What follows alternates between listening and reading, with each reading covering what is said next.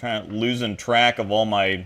I have 3 laptops sitting here. I have the streaming laptop. Okay, we're live, but anyway, I have the streaming laptop, and then I have the laptop that I got hooked into the TV, and then and now I have feedback because I turned the sound back on this for the Brad and Kyle Women's Open earlier. So everything appears to be working. So this is fantastic. Hi. It's always great when technology works out. So yeah, it's great until it don't, right? yeah. All right, so everybody, if my mouse will work now. Clicky, clicky, clicky, maybe. Okay. Oh, where's? Oh, yeah. Again, wrong. Yeah, wrong mouse for the wrong computer. So, hey everybody, we are live here. We will give everybody a few minutes to filter in. So as always, mic check, 1 2. Let us know if you can hear us. Okay. Can you hear us all the way in Canada? Yeah, it's a long way away. Of course, I talked to James Niffen in North Carolina. I think it's probably a little bit closer to North Carolina than you, but it's still like 1,000 miles. So Still pretty far. So it's still not over close. Yeah. Still a very long car ride. So. Well, welcome everybody that's here so far. I want to introduce Darren Alexander and Haley Lundy, who make up DH Bowling.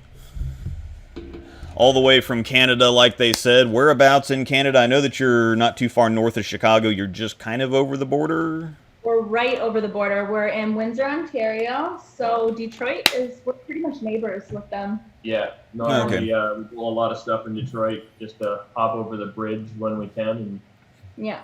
Pretty great to be able to have such a big bowling city with something every weekend normally there. Yeah. And how difficult is it? I've never actually been outside of the country, so how hard is it? I'm sure with frequency going back and forth, but how hard is it to kind of go back and forth between the countries? Like once you have your passport, it's pretty easy. Yeah, knock wood. Yeah. We haven't had any issues, but like you say, we do cross quite often, so. Yeah. They kind of get to know, and when you say you're going for bowling all the time. My dad lives in Ohio too, so we're over there all the time. Oh, okay. It's been weird for us through this whole thing. We normally go at least once a week. Once or yeah. And probably. And we haven't been over at all. Oh it's so weird. Well, I don't know if either of you two brought anything to drink, but it's kind of my thing to have a drink on the stream. This is just kind of a limeade that I made myself. So just letting everybody know, it's nothing terribly exciting. We got our drinks from this. Yeah, we got them. What's it called? What is it? It's a jaw drop. It's a jaw drop. Oh, yeah. What is a jaw drop? It's like a fruity, sweet drink that adult friendly. Yeah. Yeah. I have a few of those a few adult friendly beverages in the refrigerator. So it tastes like a Jolly Rancher, basically. Oh, okay. Well, that's fantastic. So yeah. All right, so hopefully everybody enjoyed the 2 videos that I premiered before the stream started. That's the first in our kind of collaboration series, I guess, if you'll call it. We've agreed to share footage with each other, and so they're going to make videos with my footage, and I'm going to make videos with their footage and kind of put everything all together so that you can see more than just 1 or 2 bowlers and different layouts, different looks, and I think it really works out well because Haley is kind of your prototypical stroker. My wife has a little bit higher rev rate, rolls it a little bit more, and so she's more like a power stroker. And then on the left side of the lane, I'm kind of a tweener, and then Darren really revs it up. And so I think it's gonna be great to show off a very wide variety of ball reactions for a wide variety of bowlers, men and women, both sides of the lane. So I think it's just kind of with how everything works out between the 4 of us. I think it's going to be pretty cool. So you said that you were working on putting some together yourself. Yes, we got a couple like trend versus high road phase 3 stuff like that, and then a nuclear cell versus parallax, and a couple different ones like that, just to get some content out there, and you know, try and keep people entertained. Well, I know in some areas they can't bowl still, and some they can, and it's getting back, and we got a lot of exciting stuff coming out, so it's pretty cool. Doing what we can. Yeah, and it's really kind of interesting right now because there are some places that still are not open. There's California, New York, and the States I know are still not open. I think Washington State is still not open. You've said that nothing's really open where you're at yet. Nothing here. Just starting to, and Michigan's actually closed. Michigan, there's no bowling yet either. Yeah. So, okay. And that's a big bowling state. It's they're working pretty hard right now to try and allow it. There was a big rally 2 days ago, and they're trying to get bowling back.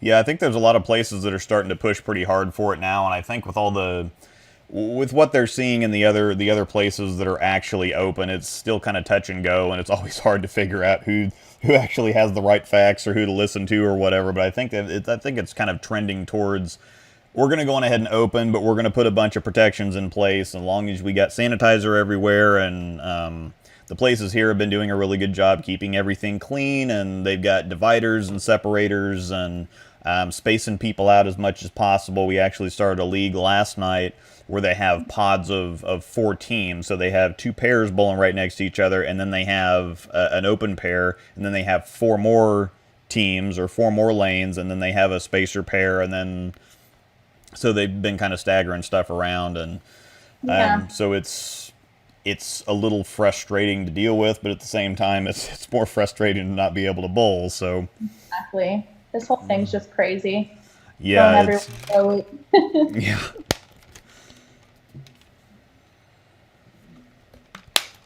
So this is a little weird because we've talked a lot on Facebook and Messenger and whatever else, but we've never actually had a face-to-face or video-to-video conversation, phone conversation, anything, and it's always a little funny because in the bowling industry, you're kind of connected with people all over the place, and I send messages to people all the time, but actually talking to somebody in person, so to speak, is always a little different. Yeah. But it's fun to kind of get off the messenger thing. And the one thing that you really kind of notice is I sent emails back and forth with HQ every once in a while. I talk to Chad McLean every once in a while, and it's really hard to read tone in an email or on messages. And so sometimes you can read things a certain way, and it's like, well, wait, are they poking at me? Or are they being serious? Or is this like a joke? Or or whatever else? So sometimes it's a little bit weird, and I end up prefacing a lot of stuff saying, okay, yes, acknowledging that tone sucks by text or an email or whatever. It's kind of it's kind of weird. 95% of the time, we're probably joking. Yeah. We tend not to be overly serious with. Yeah, I don't either, but most of the time I don't like putting my foot in my mouth, and I'm really, really good at doing that. Or making a reference that absolutely nobody else gets, and so I'm standing there with some stupid grin on my face, and they're just totally not getting it. And so it's one of those things where if I just pop off and send somebody something, it's like, well, he didn't normally say stuff like that. That's kind of rude. And it's like, well, no, I'm joking, but I don't know. Yeah, so, it's kind of neat though. Like the bowling connects us, right? It's amazing the connections we get to make, and the people we get to know because of bowling, and the opportunities it opens up to see people all around. Because it's a game that's pretty much the same anywhere you go. Yeah. Hand-pin bowling, it carries like. I mean, exceptions, I think, like the Chinese Taipei, where they have the Hurricaners, where it's a little different, but it's still the same game. You're still throwing a ball at 10 pins, so you can all connect in that way. Even with language barriers, I noticed at my first international tournament that it's really cool that you still understand each other in a way. Yeah, and that's like I was I mentioned to you earlier, I've never actually been outside the country, and so I have a bunch of these kind of bucket list places. I'd love to go to Tokyo. I'd love to go to just Europe and travel all over the place. It was kind of funny when I was stuttering my way through interviewing Verity Crawley and asking her what kind of different countries she'd been to, and she said, well, I didn't really travel a whole lot. I go to France and Belgium and whatever else, and I'm thinking, oh wow, that sounds really cool, but over in Europe, it's kind of like just going to a different state or something. You jump on a train and you go to a different country. It's Yeah. Yeah. Sounds amazing. Yeah, I know. She's probably like, it's kind of boring. I just went to Belgium, France, whatever else. I'm like, wow, that's really cool. But at least, amazing to me. Yeah. But it's probably no different for her versus for me going to a different state or driving to Reno for the national bowling tournament down here or something like that. But I'm sure that there's a little bit more diversity of culture and stuff going to France or Belgium or whatever else versus just going from one state to the next. Well, especially different languages. Oh yeah. I mean, at least for us going to the U.S. all the time, like there's no language barrier. Mm-hmm. Unless we go within our own country, then there's French in Quebec, and neither of us speak fluent French at all. So that's always fun. Negative. Yeah, well, that's kind of interesting because Francois Lavoie is in Wichita, and I don't really know him per se, but I have some friends that know him really well. He used to date their daughter, and way back when. But yeah, I think he's from Quebec, isn't he? Yeah, he's from. I don't want to get it wrong. Well, right? I think he's from Quebec City area. I don't think he's from Montreal. Okay. He's going to get mad at me if I get it wrong. But he's from Quebec. Yeah, he's from Quebec. But he speaks both. He speaks... he speaks better English than I do. Yeah. That's probably true. Oh, it's definitely true. I'm sure he spells better than me. Well, which is really funny because most of the time, people who pick up English as a second language speak it better than people who speak it as a first language, or a first and only language. So... Yeah, and he also speaks a bit of Spanish, and like he was learning German during quarantine. I'm like, all right, he's just going to speak 17 languages by the time all this is over. He seems like that type of guy. Yeah, he's too much effort for me. Yeah, he's too smart for me. All right, let me catch up with the chat here. Normally I do a really terrible job of this. Usually I have James Niffen, Mr. Shimrecker, in here taking care of this all for me. Somebody says they have their Dr. Pepper handy. Apparently there's a Dr. Pepper shortage down here, and people are really concerned about that. Really? So it was toilet paper, now it's Dr. Pepper, so I just don't really understand. But well, we had a Vernors shortage. I don't know if have you ever heard of Vernors? It's ginger ale up here. And apparently there was a shortage of it, and people were freaking out. Oh, it's awful, by the way. It's terrible. Okay. So, it's a matter of opinion. It's quite delicious. All right, so we got several people saying that New York State opens this Monday. So a lot of people... Josh Franz, I'll double your salary if you can plug my tournament. Well, Josh Franz has a tournament coming up, Striking for Smiles. I believe it's at Summit Lanes in Kansas City on Halloween weekend. So it's Friday, Saturday, Sunday. It's $10,000 for first, I believe, or $10,000 prize fund or something. There's a lot of money in it, and it's going to have a lot of pros, and our area is ridiculous. I can show up to a sweeper, and Brad Miller's there, Kyle Sherman's there, Tom Hess shows up every once in a while. A lot of the young guns from down in Wichita, Packy Hanrahan, a lot of the house guys, Packy Hanrahan and Mitch Hoope, and a bunch of guys you haven't really heard of yet, but you're going to hear of pretty soon. Buttriff makes it out every once in a while, so it's like and that's before we get into all the really good regional, just kind of area players that could be out there if they wanted to or weren't making a decent amount of money at a regular job. So yeah, it's like a mini PBA regional whenever we walk into a sweeper around here. We definitely are both in areas that have abundance of incredibly talented bowlers. Oh yeah, if you bowl in Detroit, absolute insane, crazy amount of guys that could or have been on tour, and the women as well. The women's series that Haley bowls in over there, there's some I mean, Jody Wozner shows up to a lot of them. Val Berchier. Yeah. Mm-hmm. There's some really good bowlers there. Yeah, there's a lot of women down here, and fortunate enough to be able to travel to some area tournaments with several of the good local bowlers, and of course, being close to Wichita, Wichita State is kind of the best collegiate team, or one of the better collegiate teams in the states. And so a lot of the professionals that are on tour right now are either in Wichita now, or have been through Wichita, or Nebraska is not too far away. So yeah, we've got a bunch of it's just crazy to be in areas like that and just walk in and it's like, oh yeah, there's pros walking around all over the place, and a lot of great Canadians have gone to Wichita. Yeah. Yeah. There's been a surprising amount. Mm-hmm. They always turn out a good team. All right. James Koo in the chat. What's going on, James? Yeah. Cool. All right. I imagine that they'll probably want us to talk a little bit of bowling at some point here. But this is fun, so. Let's see. Haley, can I ask how you developed your style, specifically your left arm being so straight and level at your release? And that was one of the things that I wanted to ask you about. So many, you know what? I don't even notice that I do it. Yeah. It's obviously a habit that I've developed over time. I don't know. I don't feel myself doing it, so.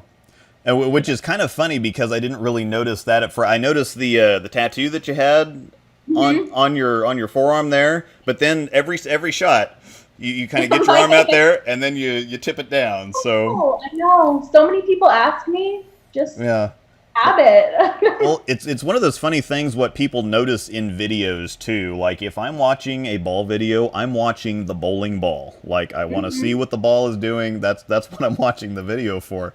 And so people notice things in my videos like, why are you even looking at that? Like it just it doesn't even make, why you're looking at that? Why do you care about it? It just doesn't make any sense, but it's. I don't really have a good answer. It's just something that I've been doing for so long, I guess. Yeah. It's hilarious because my mom was watching a video the other day and she asked me, did you really do that on purpose? Like, not really. I really don't know. She's always done it. Oh, man. All right, looking forward to an ink versus PBR versus wrap video. The hustle line looks deceptively strong for HP1 level balls, and the price won't break the bank either. Yes. I would definitely say that the PBR specifically, I mean, the wrap is strong for the price, but the PBR could almost be an HP2 ball. And there's a lot of bang for your buck there too, but my PBR actually outhooks my IQ Tour Solid. So did you get a similar read on that, or? I found it similar. I find it's a baby face too. Yeah. Mm-hmm. It's a more economical version of it is what I see it as, and yeah, I do see it because it reads earlier a little bit with the cover, and it's not as boomerangy on the back as a IQ Tour, so it definitely would handle a little more volume for me at box surface versus box surface. Yeah. Did either of you throw the IQ Tour Nano, the original one, 4 or 5 years ago?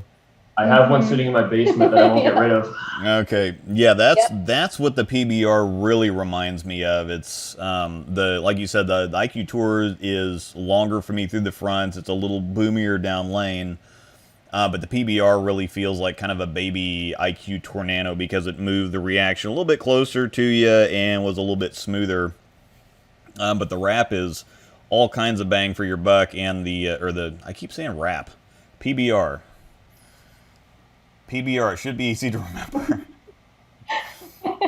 But there's so many thumbnails I wanted to make for that ball. Oh man, I had to.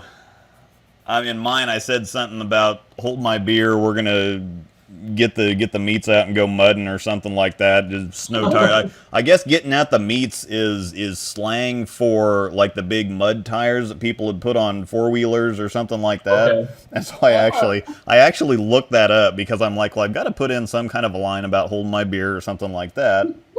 And so I looked up a different term for snow tires or something so that I could sound like I actually knew what I was talking about. Which I don't. You're doing great. Yeah. Amsterdam is awesome. Kansas is an exotic location. That's a negatory. Kansas is it's exceedingly flat. Yeah. I mean, it's one of those things where you can see for miles and miles, and I'm a bridge inspector in the state, and so it's kind of interesting when we'll see like a water tower clear off in the distance, and I'll kind of look at the odometer and see, okay, well, how many miles is it going to be before we actually get there? Because we can see forever, and there's sometimes it's 10 or 15 miles away, and we can see it, and it just kind of slowly gets closer and closer. But there's no up or down or anything really. It's just kind of flat and boring. But boring is not terribly bad sometimes. And we have Kansas City close, and it's kind of bigger, so. You got some great farming out there. I know that. Yeah. Yeah. We got all kinds of cows and corn and and everything else. So. Yeah. Darren's a farmer. Yeah, I'm a farmer, so. Oh yeah. I know. I don't. People don't expect it when I say it, but. Yeah. Well, they just. It's really weird how people have misconceptions about what goes on in other parts of the world. And when you think Canada, most of us don't necessarily think farming. No, you think polar bears and penguins. Yeah, I know. Yeah. Which is probably still a little too far south, but. Yeah, when I first started bowling in Michigan in youth, someone asked me, like, oh, is there like igloos around you? I'm like, no, I live farther south than you do. Yeah. And they just look at you like, what? Yeah. I'm like, yes, I live farther south. We're a half hour from the most southern point in Canada. Oh, okay. So yeah, we are definitely not north. Yeah. We're actually we actually drove. We were at the the center of the United States, basically. Which is not too far away from where we're at. It's a couple hours from where we live, but like I said, we travel all over the state looking at bridges. But my family is actually a farming family. We have 300 and some odd acres, and we do corn and soybeans. Wow. So yeah, we're not really into that yet. That's something that's being passed down through the generations here. So yeah, thankfully the parents are still there. So. Yeah, the small family farms are getting harder and harder to find. It used to be everybody had one, and now it's the big farms are taking up the little farms, and it's turning into a monopoly. Yeah, well, it's so hard. I think it's like anything anymore. It's hard. It's just hard to do on a smaller scale. It is. Yeah. So you really have to have the quantity more than anything to keep the boat afloat. It's pretty over quality now, and like I mean with GMOs and stuff, the quality is also higher, but the quantity is just vast. It's huge. Mm-hmm. Yeah, I don't know how many we drive by. Haley's all about farming. Yeah. I live in the city. I don't understand. Yeah.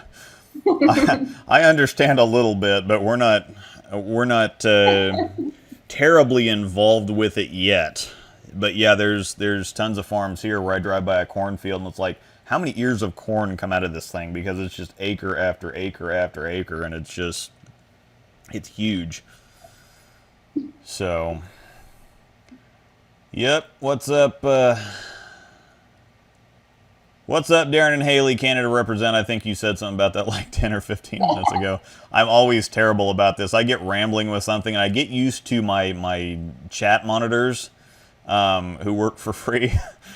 So, which is kind of normal in the kind of the bowling industry. I watched the Brad and Kyle Women's Open today while I was putting videos together.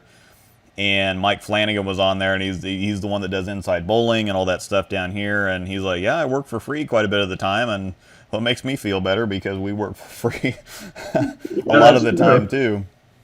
And to actually talk some bowling, it's one of those things where people always ask me, okay, well, what, how did you get started? What kind of, they'll ask about software, and they'll ask about this, and they'll ask about that. And it's like, well, it takes several years of pumping out stuff constantly and thinking, and at first it's kind of like, oh, wow, I got, my video got 500 views. That's really cool. And then all of a sudden 500 views is like, oh, where are the people at?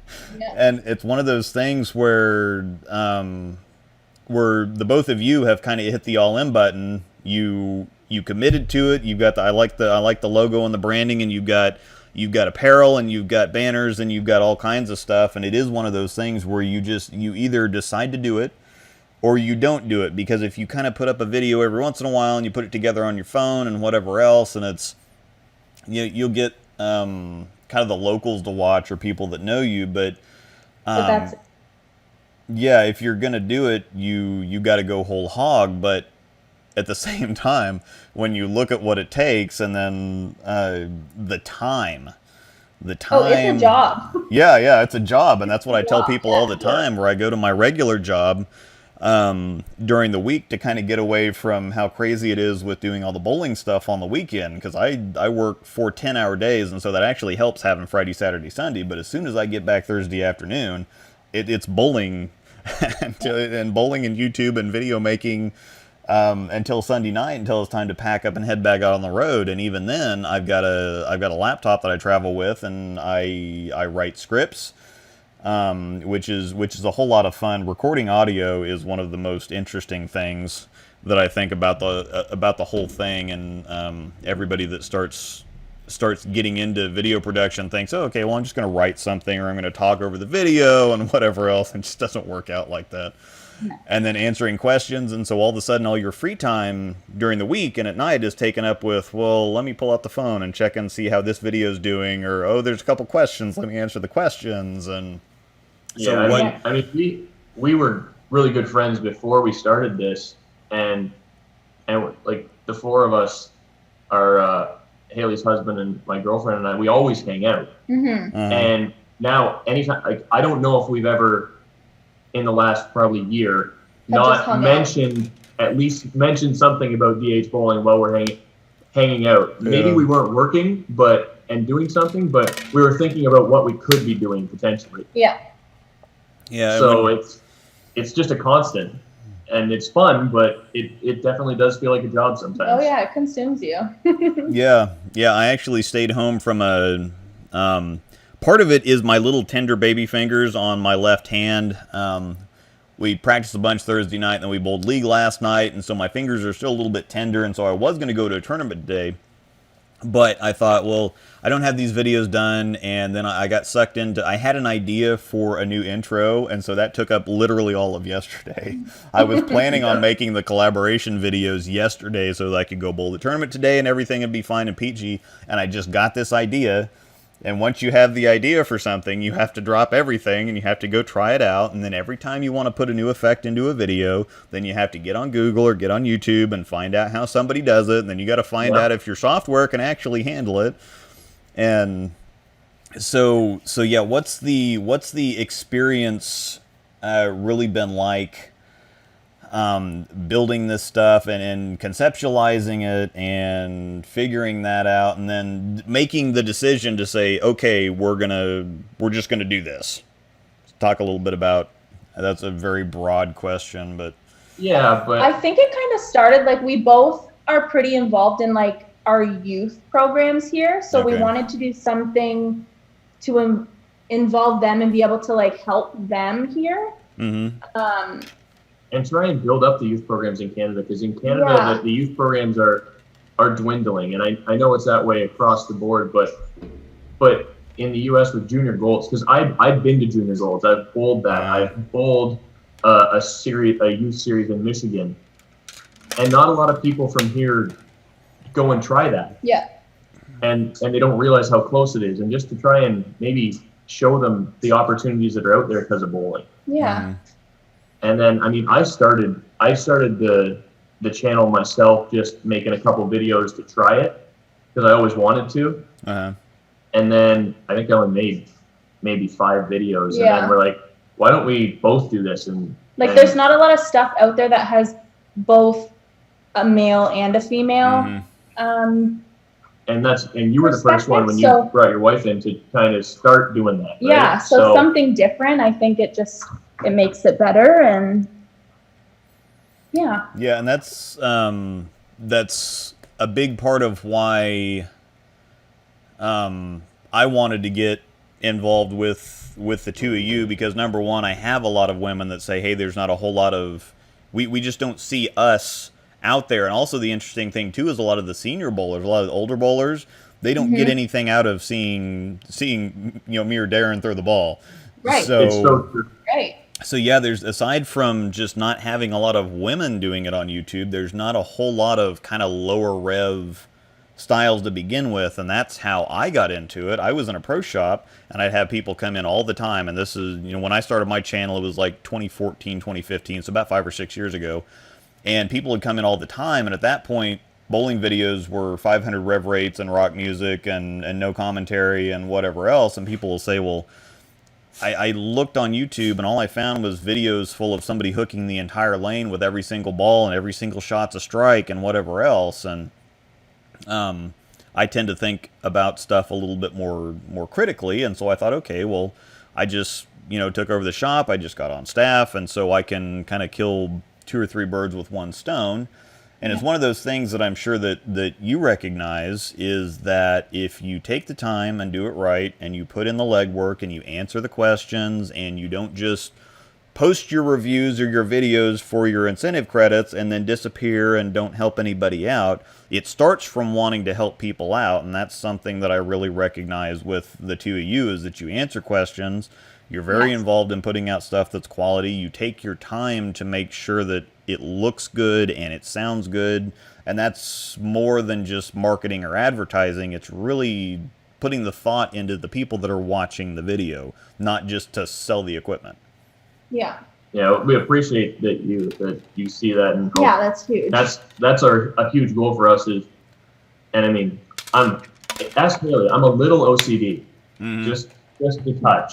He's a lot, but OCD is crazy. Yeah. I mean, me too. So I mean, it's we've seen for so long videos and this and that, and then they've come into the new way of doing it, and I think you really brought that to the forefront. And I was seeing it. I saw a comment earlier from James Koo again, and he told me this in person when I was bowling with him, that he started looking for a bowling ball, and he watched you first, and because you were offering more insight than other people that were just throwing a ball and not saying, well, this is what I see and this is what I feel and this and that, and like he said, now it's the standard. That's what everyone has based their model upon, I think, and and I think it's fantastic, because it's sure we want to promote the ball, but like, we're trying to give our honest opinion on it too, and it may not work for everybody, but it's going to work for some people, and we are hoping to help you make a better decision about what you're buying, because bowling balls at the end of the day aren't cheap. No, they're pretty expensive. So you don't want somebody to get a ball and then hate it and never try a ball from our brands again. Yeah, and that's exactly how I put it to people. And so it does kind of hurt a little bit when somebody says, "Oh, you're just trying to sell bowling balls," and it's like, no, there's so much work that goes into. Yeah, we're representing the company, and so yeah, we're trying to show off the equipment, but just like what you said, I always keep a pro shop kind of state of mind about it. And it's not pro shop state of mind as far as selling the equipment, it's helping the people out. And if you, everybody's been in that used car situation where you're getting the full court press and somebody's trying to sell you something, and it's uncomfortable. And even if you're interested in what they're selling, it's like, you know what, just let me make a decision. I just want some information. I just want to make a decision. And the vast majority of, or probably not the vast majority, but most bowling balls that people buy, they don't actually need. But whether you need the ball or just want the ball, it's fun to drill balls, even with as many as we drill. Seeing something like the Rubicon come out, and it's like, oh, that's fun, I want to drill that. And so we're not just trying to talk everybody into a new ball because they need it. If you are looking on YouTube for a ball video, you're obviously interested in buying something. And so it's our job to just show it off and not necessarily say, well, this is good or this is bad. Just describe the ball reaction, let you decide for yourself. And there was somebody I was talking to the other day, too, saying that, well, you know, Storm doesn't really have a purple hammer.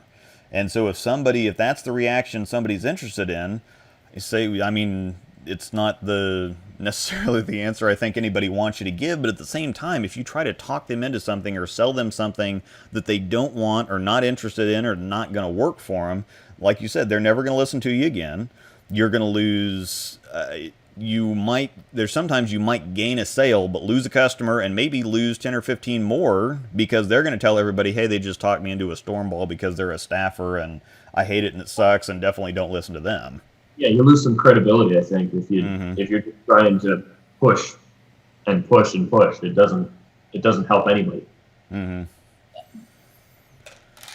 All right, let me check the chat and see what I'm missing here.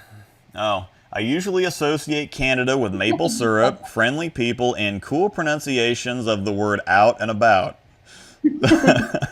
Yeah, that's I don't know. Out and about. Do we say it that weird? Out and about. Yeah, it's not quite that exaggerated, but yeah, it's just a little rounding of the vowels there. We are pretty Americanized in our area. Yeah. You get to Alberta, and even we look at some of the things they say, and we're like, yeah, you're really Canadian, aren't you? Yeah. We are pretty friendly though. For the most part, yeah, I think we're pretty friendly. We're pretty nice. Yeah. I try not to make Haley mad, but other than that. Let's see. How much OCD are you? CDO or just symmetrical OCD? That's... I'm not even sure what that's supposed to mean, but Jeremy is an interesting type of dude there, so I'm sure Utah wasn't thrilled with all the heckin' urethane videos. Yeah, I used to not be able to stand urethane at all, and so when we had stuff come out, like the hot cell, when that came out, I just absolutely refused to buy one. And so even though by then the channel wasn't super huge, it was kind of everybody expected, okay, well, there's a new ball out, so when are you going to review it? And I actually had Kevin Andes do it. He was kind of a... I remember that. Yeah, so I had somebody else do it. So Hey, I like the hot cell. I still have one. Oh, yeah? I get questioned a lot how you throw it, but I mean, I throw the ball pretty hard. Yeah. So I imagine it would probably be all right for you. Me, it actually is pretty good most of the time. Yeah. But it's one of those things, right? It's a niche ball that isn't going to match up with majority of people realistically. Yeah. But I match with it pretty good. Uh-huh. And I'm the opposite. Like Haley knows as well as anybody. The Phase 3 is a fantastic ball for so many people, and it doesn't match up great for me. Yeah. I blow it through the spot, and it wiggles. Mm-hmm. It's a fight over this every time we throw it. It looks so good in so many people's hands, and I watch it, and I'm like, I want it to do that for me, and it doesn't. Yeah. And that's okay. And I think that's my OCD is going to take me down that rabbit trail. It doesn't like high friction lanes. We got a bunch of high friction around here in Kansas City. And so it just hits the lane and kind of pukes all the way down. And there's some guys that throw it there, but it always has to have surface on it. And it's like that. There's several centers in Kansas City, and they're all 20, 30-year-old HPLs and whatever else, or they're 20-year-old pro lane or something like that. And so it's just super, super high friction. That cover just does not like a lot of friction. So I never take it to Kansas City. I like it quite a bit, and I'll take it around other places. I've also got the dreaded and terribly ineffective pin down layout on it. But I tried both and didn't succeed. So, but yeah, it is kind of temperamental. But again, that's one of those things where it's like, well, it looks great for a lot of other people. I had that problem with the idle pearl. The first idle pearl I drilled, I hated it. And I tried to get through that video and say, you know what, this is probably going to be good for other people. And it looked great for my wife. It looked great for literally every other person that threw it. And so I'm like, well, this is an aberration, so I'm going to give it another shot. And it worked out, and it's one of my favorite balls now. So I think that's another thing, instead of just, oh, this ball sucks, I hate it, trying to be contrarian and trying to prove to people that you're honest. There's different ways to kind of go about it. Yeah. All right. I love my phase 2, but it can be too much on the house shot from second arrow where I feel most comfortable. What would you recommend for a lefty? Well, most of the time on the left side of the lane, it's a little bit flatter on that side, and it feels like there's more hook, too. So the easy answer for the righties would say, well, if it's hooking too much from second arrow, just move left. Just get in deep. That's not always a great idea on the left side, so you might try putting a little bit of shine on it, or you might just not be able to throw it very often. It might be one of those things where you need to ball down in that situation. But like we were talking, the PBR is kind of like a baby phase 2. So if you like that kind of reaction but want a little bit less of it, the PBR is definitely an option. Yeah, I'm a huge advocate to trying surface changes on a ball. Don't be afraid to, because you can always take it back. Yeah. So I think a lot of people get in that mindset like, oh, this is how it comes. I don't want to mess with it. Mm-hmm. I think you never know what it could do if you don't mess with it. Yeah. Yeah. So don't be afraid. Like you said, like shine it up a little bit, see if it's a little better, a little straighter. I mean, I was gonna say can't lefties just throw whatever, but yeah.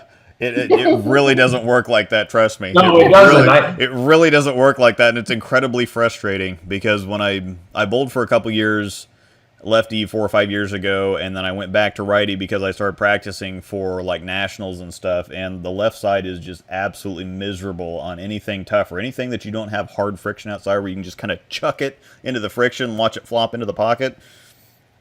Well, that's the thing, like, and you see it on tour a lot, and I'm good friends with Graham Faw. Oh, okay. And when he has it, he is scary. Yeah. But lefties, if they don't have it, they can't create it if there's not enough of them. Uh-huh. Right-handers, if there's nothing there, they can create something if they work together. Yeah.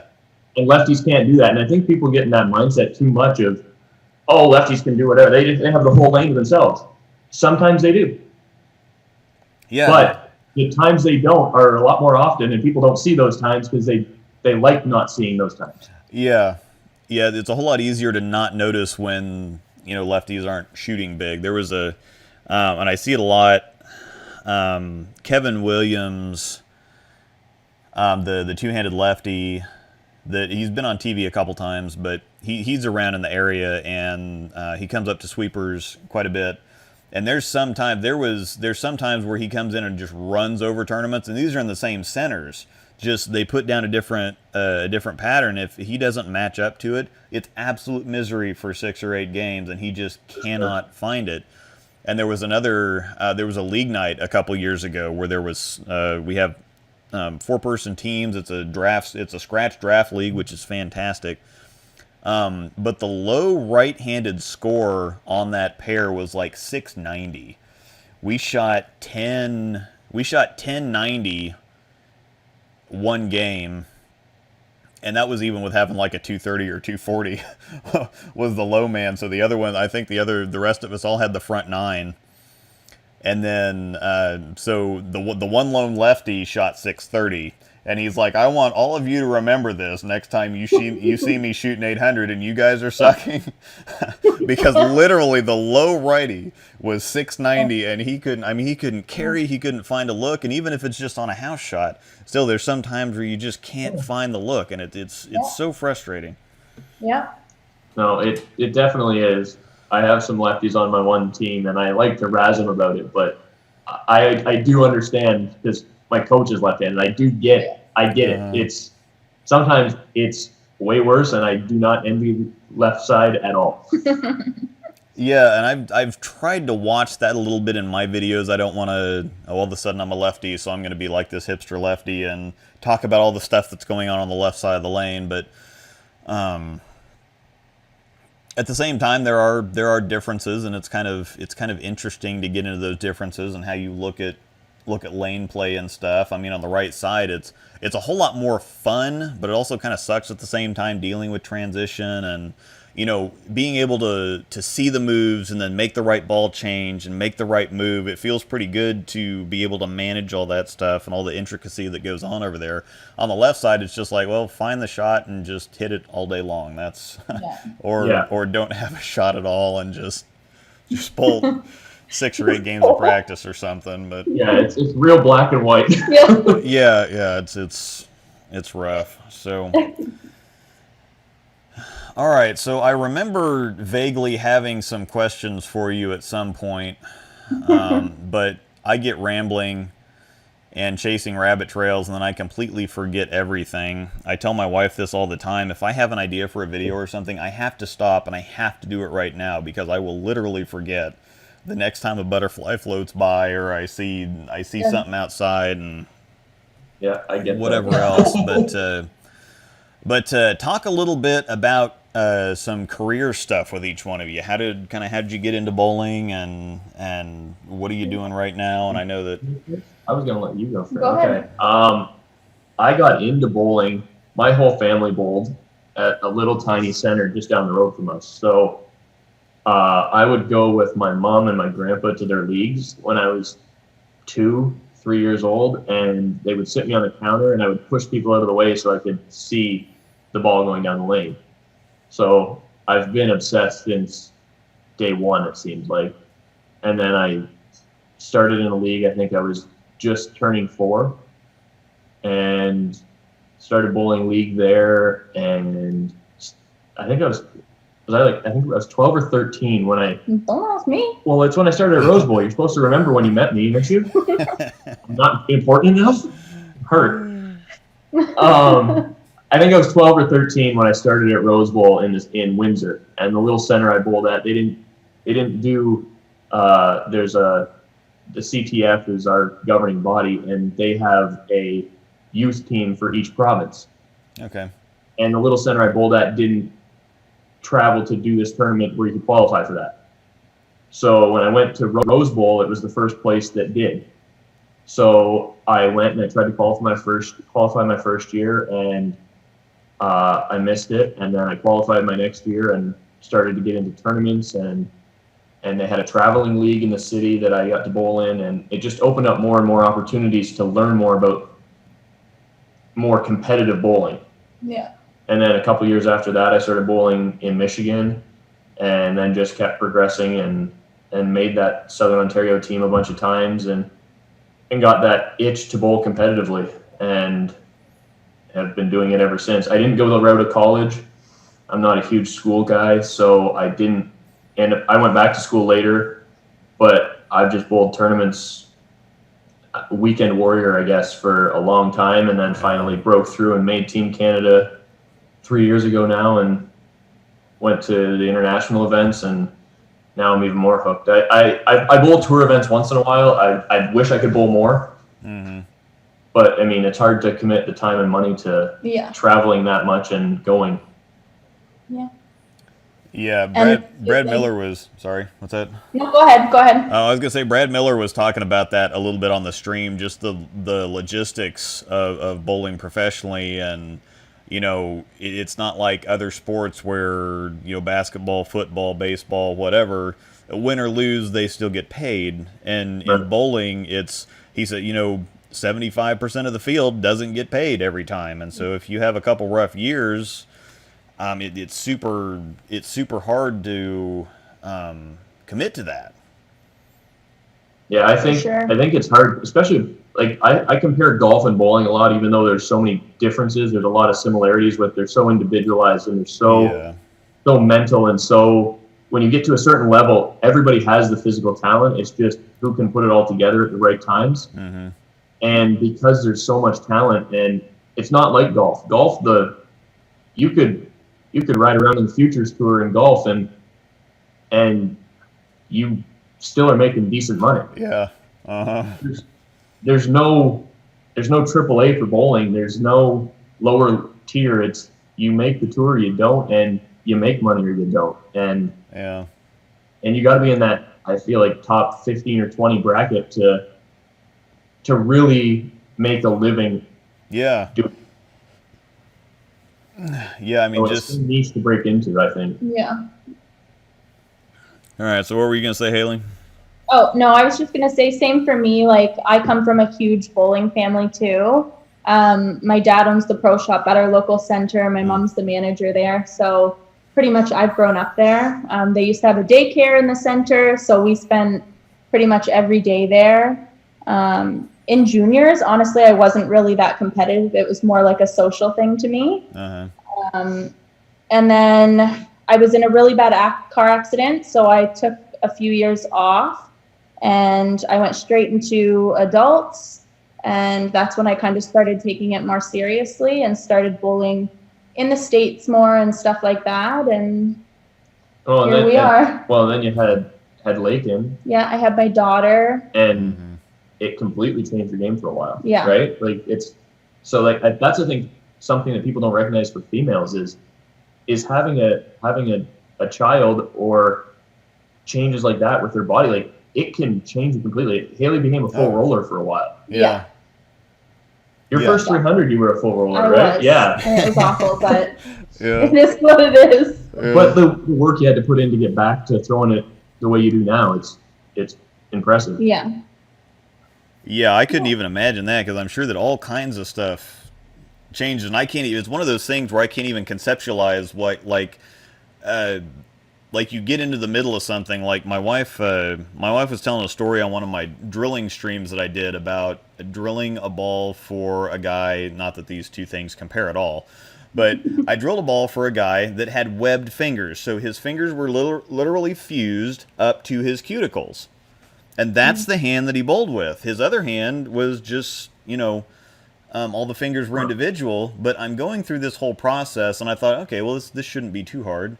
And then all of a sudden it's like, well, I can't put the finger molds on his fingers. And then, okay, well, because I can't do that, I can't, number one, figure out the bit sizes, but I also can't get his span off the fitting ball either.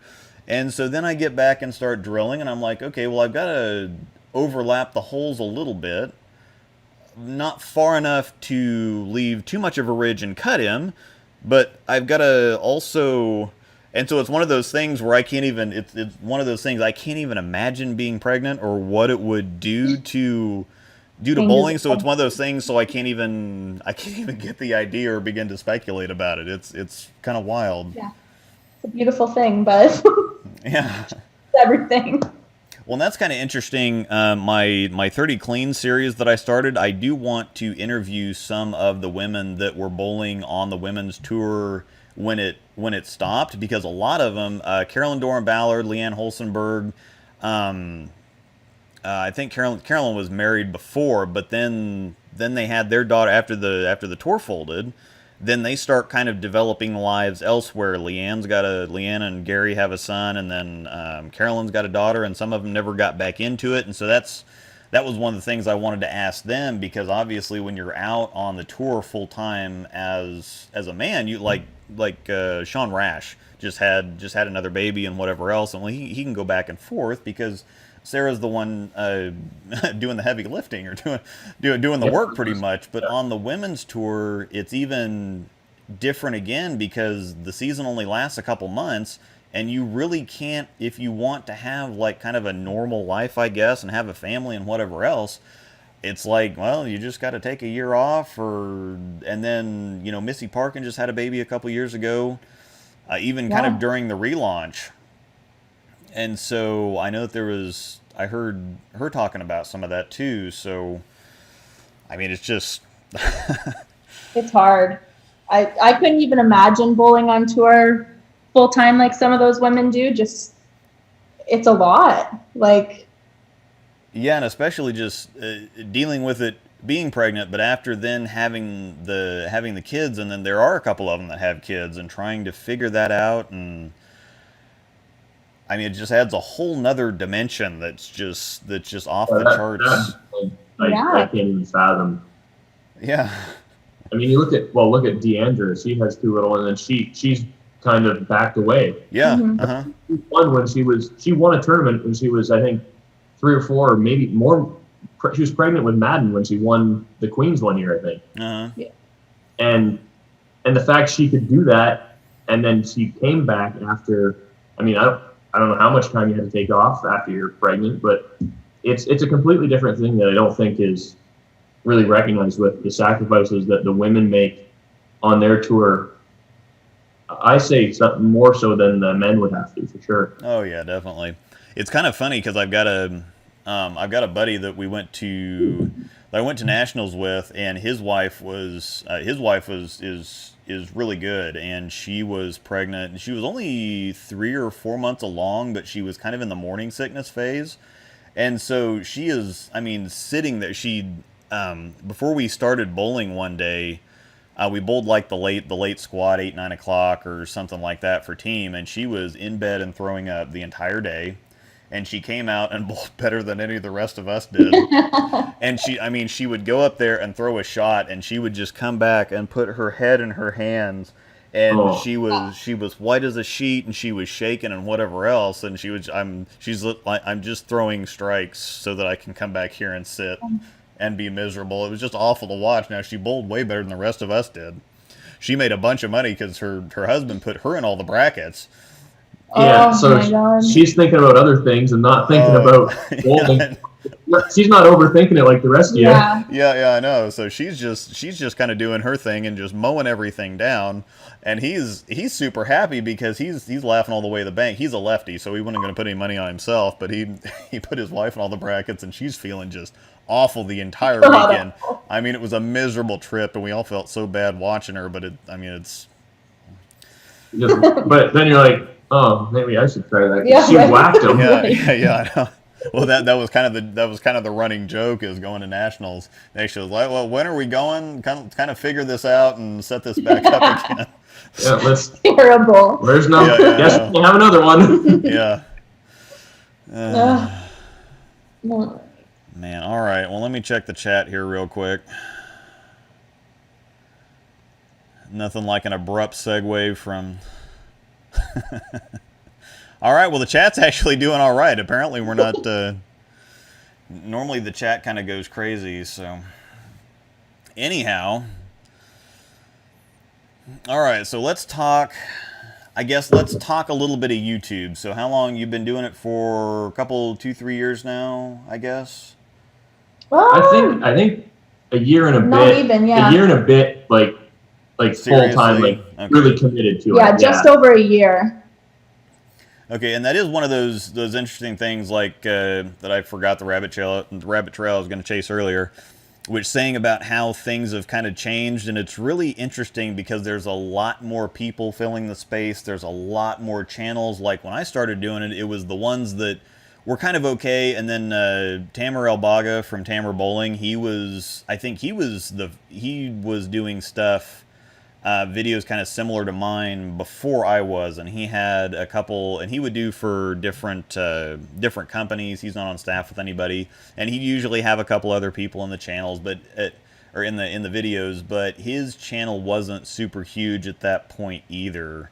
When I started doing it, I didn't even know he existed to begin with, and just kind of did it because of just kind of the thirst for it, I guess, wanting some decent reviews and wanting somebody breaking something down, and that didn't, just hook the ball to rock music or whatever else. But now that we've got so many different people doing it, there are some other good channels that I like.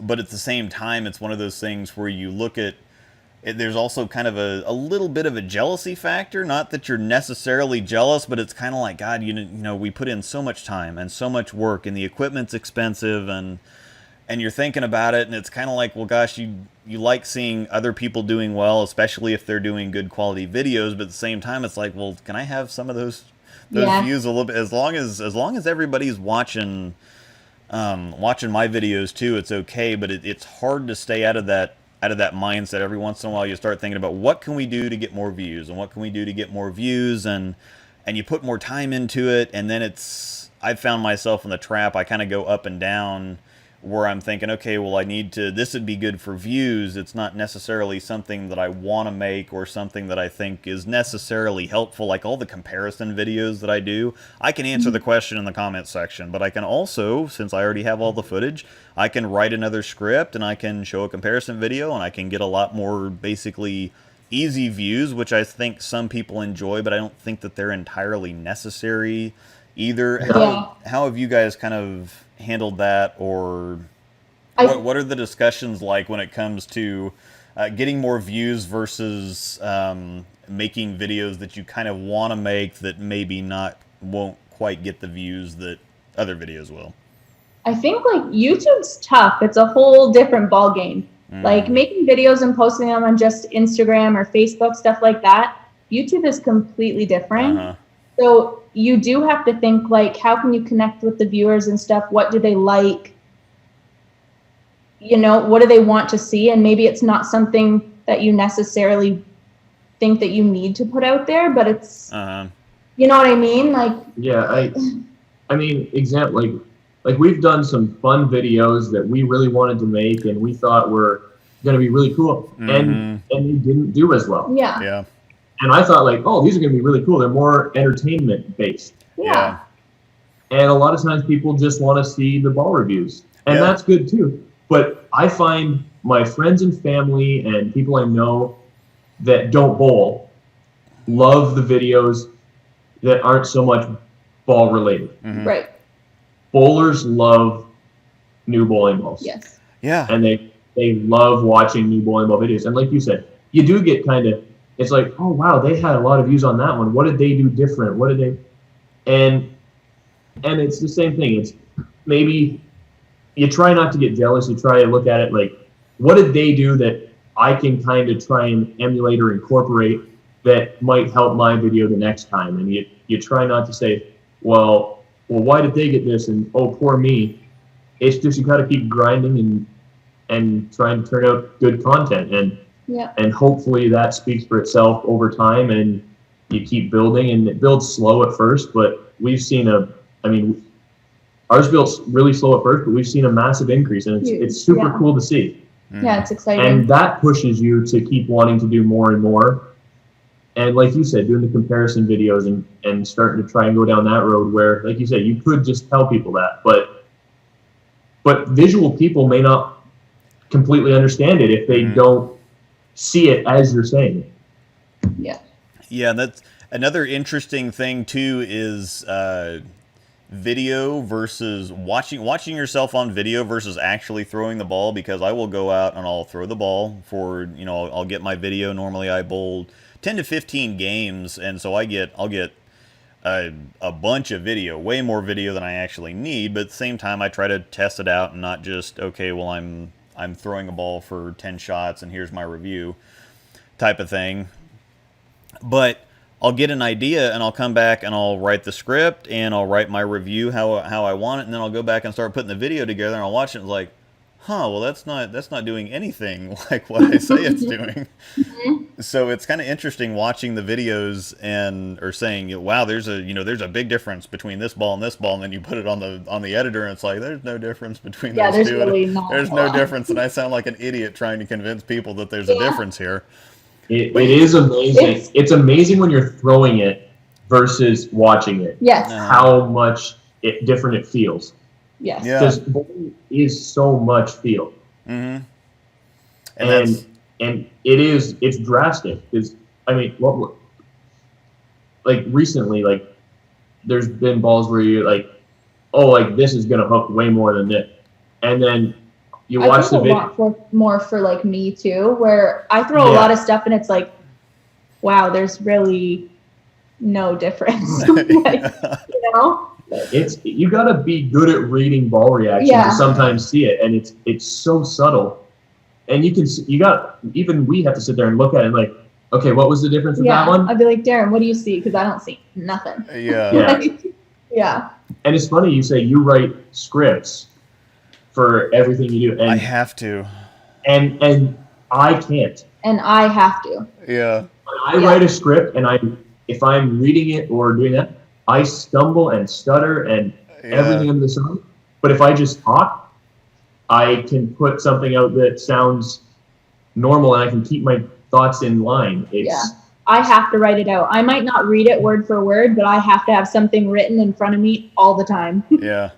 I have to write it down, and I have to obsess over the way that I'm saying something, and then I have to think about the vocal inflections that I want to make, because I'm a very monotone person.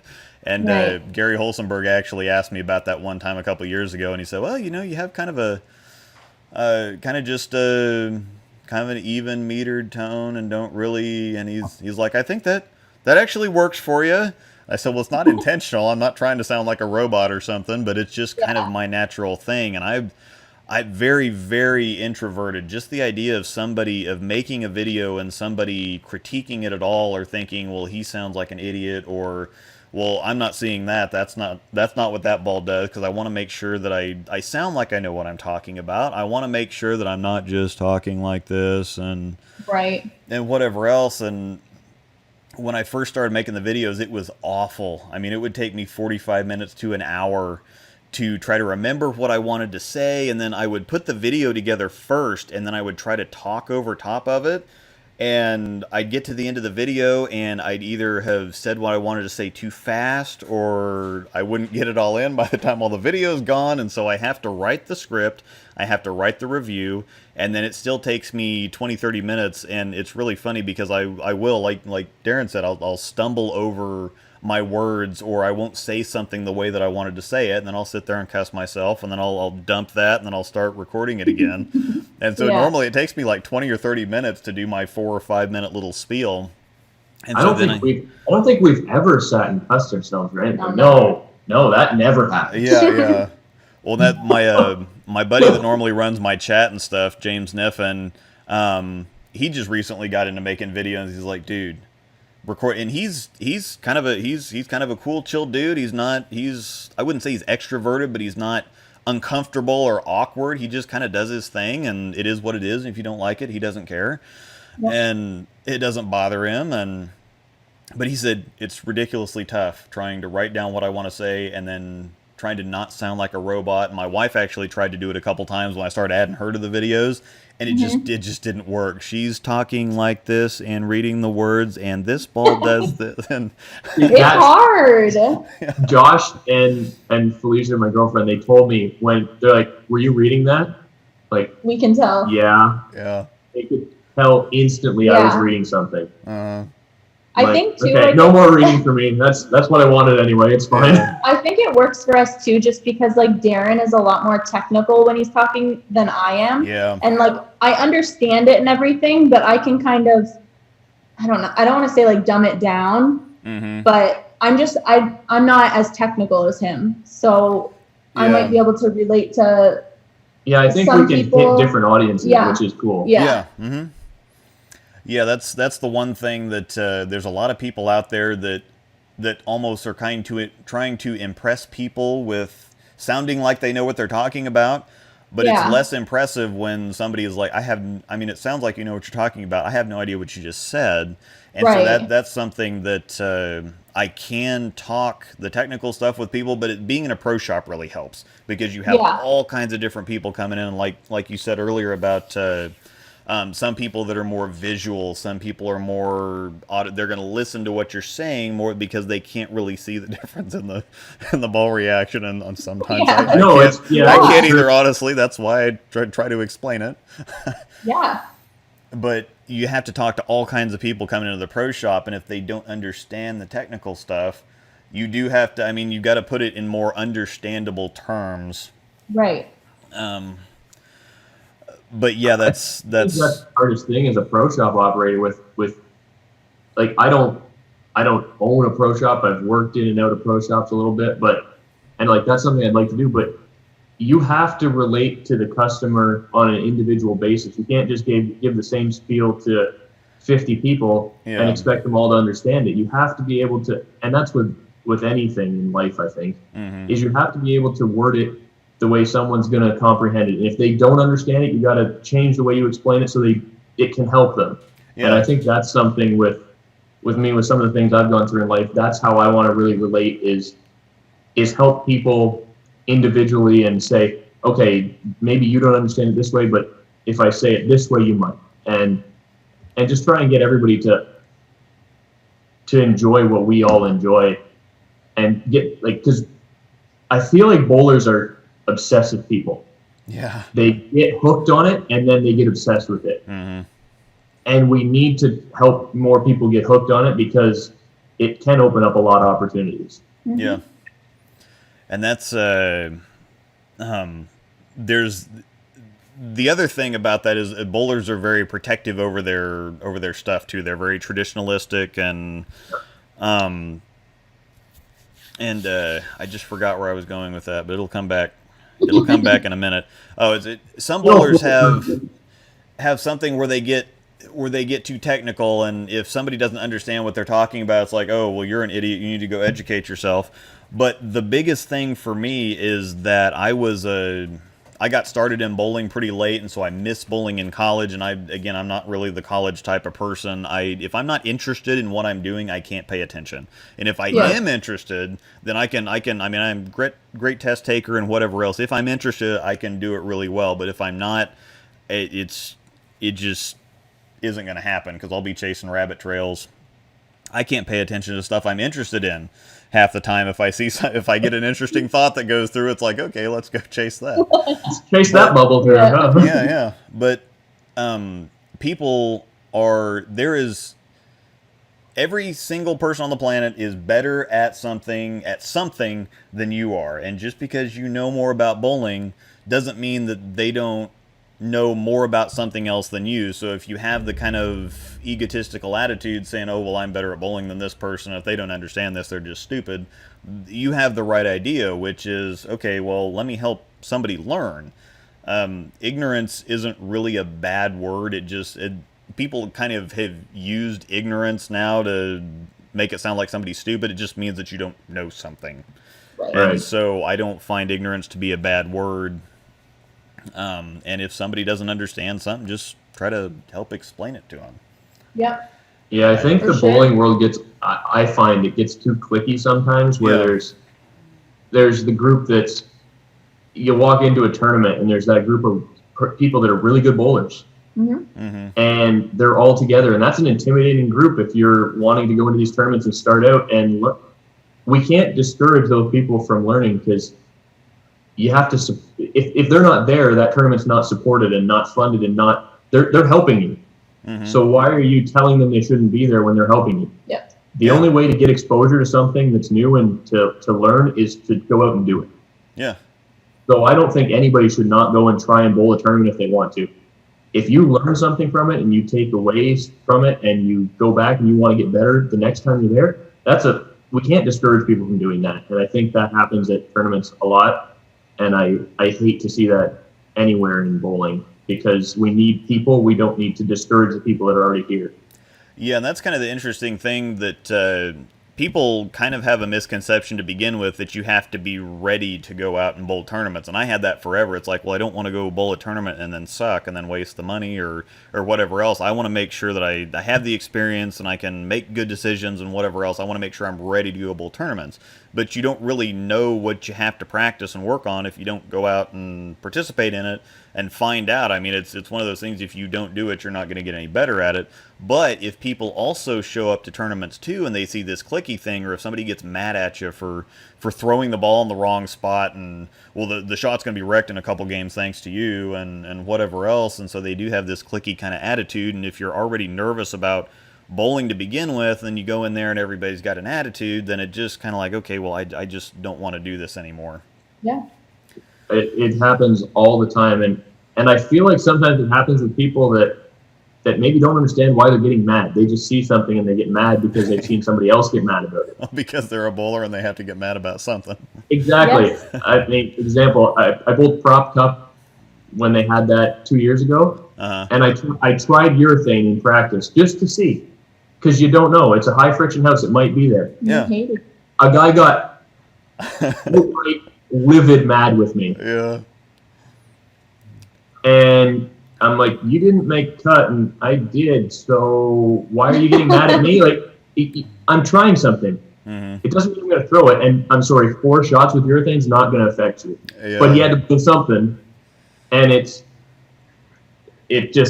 frustrating sometimes out there. And in big tournaments, you see it, I think, even more, which discourages people from these bigger tournaments, which is where you want to encourage them to go. Yeah. You know, great bowlers that won't bowl tournaments because of people like that. Yeah. And I get pretty involved in the whole handicap discussion. I don't mind it at all. I don't even look at handicap anymore. If I enter a handicap tournament, number one, you put yourself in that situation. So if you go bowl a handicap tournament, then you complain about it on the back end, that's your fault. Sorry. But I don't even look at the number of handicaps somebody has anymore. I just look at the number. Whatever the number is, and where am I at in that number? And I've always found it, I've never liked that. So if you take a 230 average bowler, so that's 690 for a set, they shoot 800. They go 110 over. If you have somebody that averages 170, so that's 510, and then they shoot 110 over for 620, all of a sudden they're a dirty, rotten sandbagger. But if the 230 average bowler shoots 800, it's like, oh, wow, great set, great bowling, whatever else. Well, it's kind of the same thing. Yeah. Just go bowl. Like, you know what I mean? Like, and I'm stuck in a really, really weird place with that because I was a complete nobody before the channel thing started. I got started in bowling late. I bowled for my parents bowled when I was younger, and then when my brother came along, it was too busy, too expensive, whatever else. And so I bowled for a couple years when I was 11 or 12, and then got into junior high and high school sports, and didn't start again until after I got out of high school. Well, after I got out of high school, somebody just randomly asked me to bowl, and so I got back into it. And then I was in the pro shop literally every day of the week, and so the guy finally said, hey, you're in here all the time, everybody knows you, do you want a job? I already have another job, whatever else. And so I got into the pro shop. Well, the thing about working in the bowling industry is you don't actually get to go out and bowl as much stuff as people think. It's like, oh, well, you're in a bowling alley, you get to bowl all the time. Well, no, you're working all the time because that's when other people are bowling. So I didn't get out to tournaments. Like I said, I didn't go to college, and so I didn't bowl in college, so I didn't get all the networking and all the people you get to meet. I think that the collegiate bowling scene 20 years ago isn't obviously what it is today. But I mean, if you want to go somewhere in bowling, period, you kind of have to go to college because you meet all kinds of people. That's where you get all your contacts and know everybody and develop relationships and whatever else. And I was past the fact on that. And then, oh, wow. Okay, so this is interesting. Rabbit trail. I swear I'll come back. One of my buddies, Mr. Bill, donated $5 for my wife to shoot Haley with a Nerf dart. So I don't even know how this is going to work. Well, you just shoot her on the TV. Yeah. This became a thing. My wife was upset with something I was saying one time, and so she came down and shot me with a Nerf gun. And I said, well... No, it started in the chat. Oh, okay. In the Discord chat first. Oh, okay. So, yeah. Oh, it didn't stick. So, yeah, it didn't stick. Sorry. I don't know why he's picking on you, but... He Yeah. likes Haley. Yeah, he's a big fan. Oh, no. So I got the stick. that thing's going Yeah. all over the Okay. place. Yeah, it didn't work, but shot her. There you go, Mr. Bill. But anyway. Nick Brown's in the chat, by the way. Oh, okay. Thanks, Bill. Yeah. Yeah, thanks, Bill. And he sent me the money, so but so I started late to begin with, and so I never had really anybody to bowl with. I got pretty good pretty quick, but I never had anybody to bowl with because they all already had their own people that they bowled with, and I was always working, so I never went to tournaments. I never went out and did anything, and so I just never got out there. And so I was just kind of a local person that was working in a pro shop, and I didn't even know my ball rep at the time. I just took over the pro shop, and the owner gave me a good word, and the guy said, okay, we'll give you a shot and with a contract. And then, which was only Storm. The first year I was actually kind of upset because I think that's the year that the Outcry and the Hysteria and something else came out. Just drilled. Oh, the Haywire. No. The Haywire and well, yeah, I know, but the Sinister. I drilled the Sinister, and I really liked that. And you couldn't throw it anymore. Yeah, I couldn't throw it anymore because I signed an advisory contract, so I was just Storm. Okay, and so yeah. I couldn't throw that. Well, then the Haywire came out that year. The Outcry came out that year. I couldn't throw either of those, and the Haywire ended up being really popular. But not being able to throw the Haywire is enough to cry about. That hurts. Yeah, but yeah, then I started the channel, and it's one of those things where I didn't really have anybody to network to begin with because nobody knew me because I didn't get out and bowl tournaments. I was just literally a local guy, local league bowler who was halfway decent. But again, you start the channel, and if you do things right, everything starts to grow. And it's like you said, it wasn't even 5 years ago, which doesn't sound like a long time, but like you guys were talking earlier, you earned people's respect by selling the balls that worked for them. Well, yeah, and I guess that was part of it. I didn't have the ego, and I didn't have the kind of cliquish thing. I was the little guy trying to help out the other little guys or little people, I guess. I don't know, little men and little women or whatever you I was trying to help everybody out. We get it. We get what you're trying to say. I was trying to help people out. You were the bowling nerd to the bowling nerds. I just want to love everyone. Right. Yeah. Oh my God, Brad and Kyle had a problem with that. You know, in college, you have the guys team and the girls team, and every time they were talking, because it was a women's only tournament today, and so they always talk, well, the girls are doing this, and there was a couple people in the chat that were saying, you know, it's kind of demeaning. Can you please say women or ladies or something like that? And they got into a whole discussion about that lasted like 15 or 20 minutes, and it's like, well, you bowl in college, it's a girls team and a guys team. It's just the lingo, but. Yeah, it's just the slang. They're just used to it, right? Anyhow. They don't mean anything by it, but they're used to it. Yeah, but I felt like an outsider when I did start going to tournaments. It's like, well, they're the good bowlers, and they hang out with the other good bowlers, and I don't fit in. And so that's why I would answer people's questions, and besides just being in the pro shop, but answering people's questions and relating to them on their level, and not being the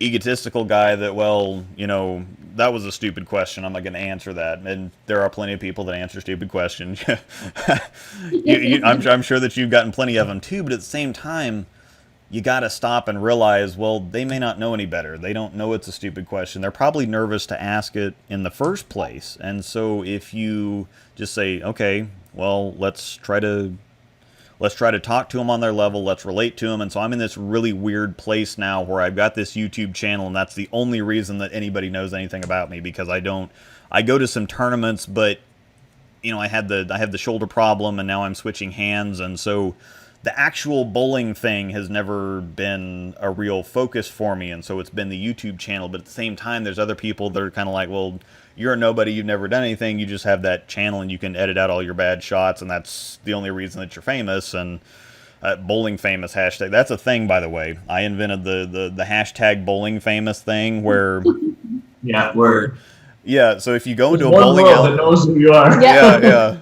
You can kind of pick and choose when you want to be famous, like a lot of the pros outside of maybe Belmo, but they can go out and be regular people, and then if they want to get attention or whatever, then they can go to the bowling alley, and it kind of works out like that. But I've seen that and experienced it a little bit, but like I've been with some guys that it's like they walk around, nobody knows who they are, but they get excited. That's cool. That's the one cool thing I think. For a professional bowler, when somebody does recognize them outside of a bowling center, I think they're excited about it. Yeah, where a professional athlete in baseball or basketball or hockey, yeah, especially hockey in Canada. Yeah. They get recognized. They can't go anywhere. Yeah.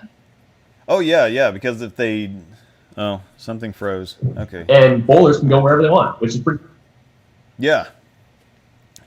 All right, another rabbit trail since we're talking hockey.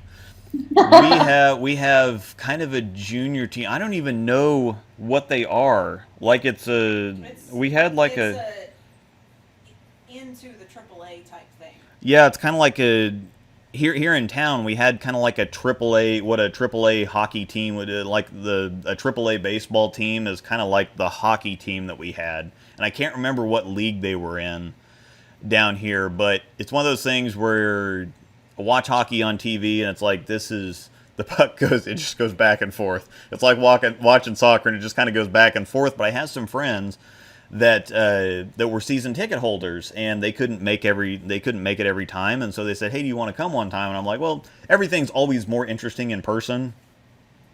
Yeah. And so I started going to. I went to a couple games, and in like 2 or 3 games, I'm a screaming, raving maniac. Once I figured out what was going on, and just watching. One of the entertaining sports to watch live. I mean, it's so great, and I can watch it on TV now, and it's just riveting because you can see how the plays are kind of setting up and stuff. You know, goals are set up.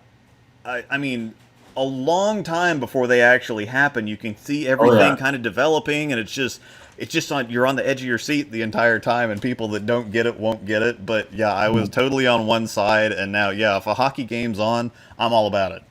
So what's the name of the team in the area you guys It was the Topeka Roadrunners, and then it was the Topeka Pilots. Before that, it was the Scarecrows. And I think the Roadrunners was kind of like a junior team at the same time, too. The age group was like 18 to 22 or 18 to 23 or something like that. Yeah, so they were probably a USHL team, and then the other ones probably would have been ECHL or CHL at the time. Oh, CHL rings a bell, so...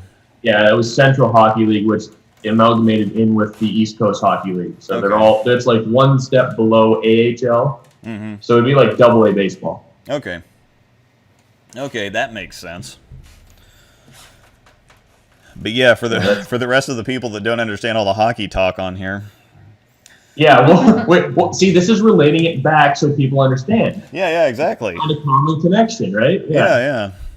And I'm talking to Canadians, so we can talk hockey because that's not that I really know much about hockey, and they don't show it around here either. So when it's actually on TV, it's one of those things. It's like, okay, well, this is never on, so I've got to stop and watch it, but it's not on enough for me to be able to really like follow anybody. So that's one cultural difference, because depending on the part of the states, the U.S. you're in, like you can't. On a weekend, you can't not find a hockey game. There's hockey every night. It's insane. We get all the American games. We get doesn't matter. We get all of them, and it's everyone in Canada, I think, has seen a hockey game live at least. It's by far our national sport. Yeah. All right, let's see. Time check. We're not doing too bad. All right, let's see. DH needs properly introduced to Angel. The little logo thing that I made for my wife, it's kind of a joke. Her nickname became Pikachu because she's kind of short and stout and really energetic, and she kind of used to bounce all over the place, and it just she reminded me of Pikachu, so that's probably, whether that's a good thing or a bad thing. She got the nickname Pikachu, and she'd never heard or seen Pikachu before, and so she didn't know what the heck I was talking about. But he's little and cute, and she likes the color yellow too. So when she puts on a hoodie, I got her a hoodie that actually has the ears on it. So she's got a Pikachu hoodie and a Pikachu backpack. But that's where that came from, and of course her name's Angel, and so you just add the little wings and the halo, and you get Pikachu. So that's the little story. And of course, my name's Luke, and I was born in '81, which is right in the middle of the original Star Wars stuff. So all the cards for the baby shower were addressed to Master Luke, and I have 3,000 some odd fathers because everybody. Though, because it's a Bible name. Yeah. She did it for the Bible name, but it was just right in the middle of the Star Wars thing. So yeah, and so yeah, it's the Star Wars connection has always been a thing. So speaking of that, how did you? I mean, obviously Darren Haley, DH, but were there any other names or thoughts that you had, or was that just kind of like oh no, this makes sense, this is what we should do? Not really that clever, is it? No, I don't really remember any other thoughts. Not really. It just sounded good, I think. Really showed our creativity on that. No, I mean, it works though. It works though, and it's something that makes sense because Tamer El-Baga is Tamer bowling, and there's a lot of people. And when I started my channel, the first 15 to 20 videos were like animal and nature videos or something. We'd have like a hailstorm and I'd put it up, or our cat would do something stupid. And then when our husky was little, she would bounce all over the place, and she'd... Oh, the hiccups. That was a good one. Yeah, she got the hiccups and whatever else. And so I never... But when I started making the videos, I didn't really think like that. It's just, well, I'm making videos, and people that come into the shop are going to watch them. And so it's easier if it's my name, because I never even imagined or thought that anybody, it's like, well, if I get some views here and there, that'll be cool. But yeah. I say Panda Pack's probably about the only thing that your Panda Pack production at the end. Yeah, the Panda Bear Productions thing was just an extra little add-on that has nothing to do with anything. It makes no sense. It's not a real thing. I thought it was because the dogs were black and white, so you just went with Panda Bear or something. She looked like a panda, so that's her nickname. We call her Panda Bear because she looked like this little panda. We got her when she was like 6 weeks old, and she just looked like this little panda, and so that's what we called her. And I was just looking for some little thing to like jazz up the videos, which is really interesting because you start making the videos and it's like, well, I want to try this trick and I want to try this transition or whatever else. And by the way, you guys make better looking videos than I do, and I'm kind of mad at you for it a little bit. Hey, no, you can't be mad at us for that. Yeah, that's don't do 100% Haley's husband, Josh. Yeah. Him. And he got really good at editing really fast. Yeah. Oh, okay. He did it for a while, and he got better at it than I am really quick, so it's his job now. Sorry. He loves it. So. Oh, okay. Yeah. So he's the one that puts the videos together then. Yes. Okay. Yep. So I'm mad at Josh then. So, yeah, perfect. Yeah. Well, okay. Josh and Felicia do all the behind the scenes stuff. We just bowl. So. Yeah, you're just the talent. Yeah. So. But no, it's interesting because I kind of got into that too. And it's like, well, I want to try this new thing or this new thing, and then by the time you're syncing all of, and I'm sure that he talks to you about that and says, oh, I found this new little trick, or I learned how to do this, and let's put this on the video, and this works. And I'm sinking hours and hours and hours into trying these little tricks, only to find out that people don't really like them that much. They don't like it to be too heavy-handed. Like what you guys do is the perfect balance. You've got the fun little transitions, and you've got your logo flies in, and you've got some other stuff. I like the intros, and I just like the way the videos are put together.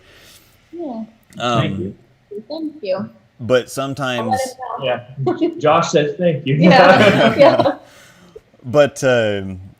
But I started doing some different things, and I try to jazz stuff up, and people will be like, oh my God, I'm going to have a seizure or whatever else. And it's like, well, this is distracting. I just want to watch the ball reaction, whatever else. So I kind of scaled that back. But at the same time, I do 100% of everything. So I find all my own stuff. I do the graphics. I do the thumbnails. I do the editing. I do 100% of everything. And so I'm sitting there looking at this going, yeah, these videos, I'm really happy about it. But then people complain about that they're too cluttered or whatever. And if I just cut back, then it actually kind of reduces the work that I have to put into it. But at the same time, I'm watching your videos going, well, they've got cool graphics at the beginning, and I've just kind of got this little thing that flies in that I stole off of YouTube somewhere, that I look for some green screen effect, and I don't. That's the other thing, is I don't build any of this stuff. I assemble. I find stuff that already exists, and I just kind of put it all together. But yeah. Well, I'm pretty sure your videos still look pretty good. Yeah, so they're pretty good. You're doing something right. Yeah, I try. Yeah, I mean, you would think that when you put And that's something going back to the time investment that's just absolutely insane, and people don't understand. And so it's a really tough. We were talking about this earlier, but for anybody that's here now that wasn't here earlier, talking about the time investment, and then of course all your free time gets, even if you're not doing videos or not doing anything, you'll have a thought will pop into your head, or all of a sudden, like you said, you can't hardly get together and just hang out without talking about the YouTube channel. Yeah, Never. there's always some idea floating through with somebody, right? So, and it's not even just a job for us. I feel like it is kind of a package deal with our, like my husband and his girlfriend too. the four of us, It's Josh does all of, the software part of it. Felicia, she's all the camera. Like me and Darren we just bowl. And she helps with the merchandise so much. Yeah. Because her and I work for a hockey team, and that's why I'm a little obsessed with hockey. But so like she helps so much with that, and the connections to know people to help get these products developed and made. We've been really lucky in that sense too, that we've had a lot of great people that have helped us. Or we couldn't have done it as quickly and as I think effectively as we have.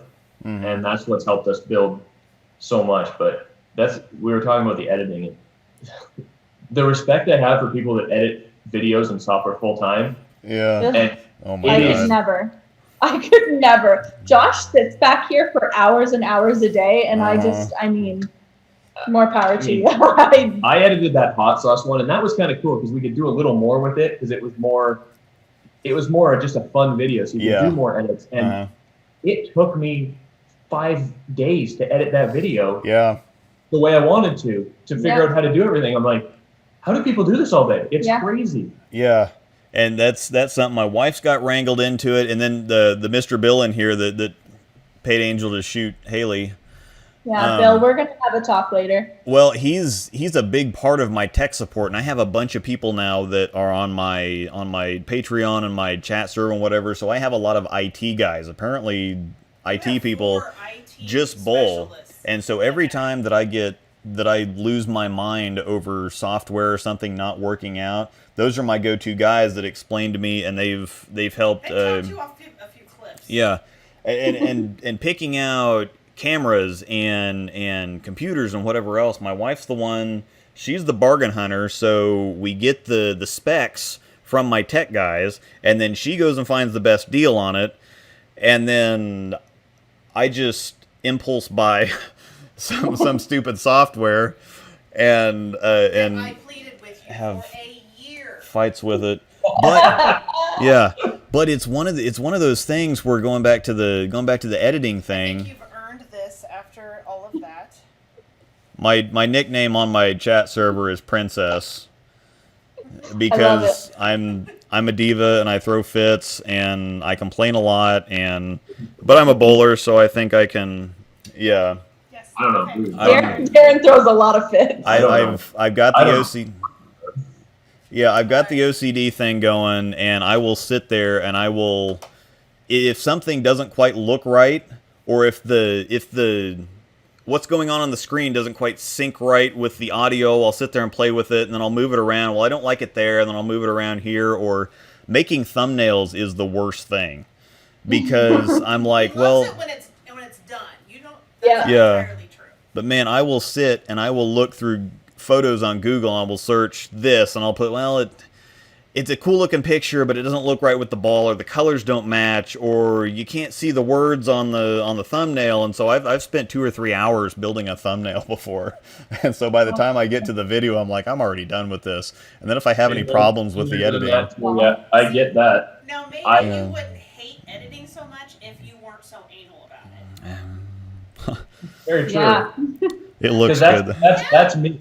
I take so long to edit a video because if it's not exactly where I want it, I will fix it. I'll sit there for 3 extra hours till it is. And the same with thumbnail. Like, if the colors don't match exactly the way I want, I like to wear loud colors and bright colors and everything to match. So, yeah, you see this boy's chair, he's right with you. I don't want it. I'm honestly surprised Darren doesn't have lime green pants on right now. Yeah. Too hot for pants. But yeah, I remember you saying in the Electrify Pearl video that you like pink, and yeah, that's what.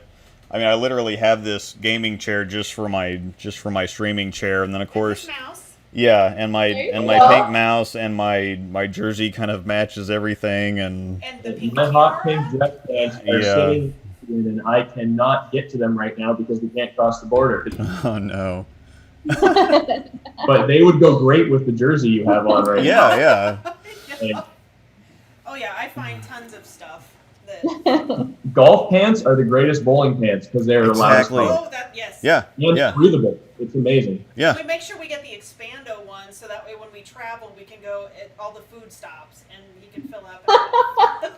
Yeah, All the golf ones are made with stretch now. It's Yeah. fine. yeah. Yes. So it's great. They So feel like sweatpants, basically. yeah. All right. Well, we've been going for a while, and I don't necessarily want to break up the party, but I think it's 10:30 where you guys are at. It So is. and you have a little one. How old is Lakin? She just turned 6 last week. Okay, so she's not terribly little, but No. the girls just get worse. I miss when I got married to my wife, her daughter was 12, almost 13, and the boys get easier and the girls get worse. Like as soon as, number one, getting Facebook is awful, and then as soon as she learned how to drive, it was pure misery for the next 4 or 5 years. Now, of course, she's in Pennsylvania with her fiance, and he has a 4-year-old, and so now she understands. Yep. She understands and she gets it, and so it's all the apologies are starting to filter in, and she's growing up. The But first yeah, that 6 months it was, Mom, I'm so sorry, Dad, I'm so this, and oh my goodness. Yeah. And we're just sitting there, and we're so trying not to just crack this massive, Yep. huge grin and smile and.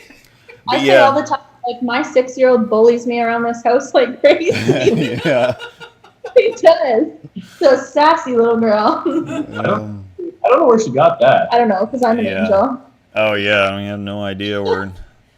Well, Must the be- other thing though, Chris and I were only 14 years apart though, so we were almost like sisters, and so we fought like crazy. Yeah, Yeah. that's kind of that's a little interesting story. She did not intentionally get pregnant. Let's put it that way. So yeah, that's how we're. I was gonna say, can you not say it? Well, I mean, Is that too politically correct or something? well, I don't know. It's just one of those things that. How many shades of red can I make you? we're gonna find out, but I sunburn easily too, and so it's just one of those things where you start talking about that, and then everything gets really quiet, and it's like, okay, well, how do we? Oh, man. But anyway, that's how we're How about those the. chats? Yeah. Let's check out the chat. The chat has not moved. IQ Emerald and a High Road Pearl, too close to be in the same bag. I don't think so. Yeah, I know. Yeah.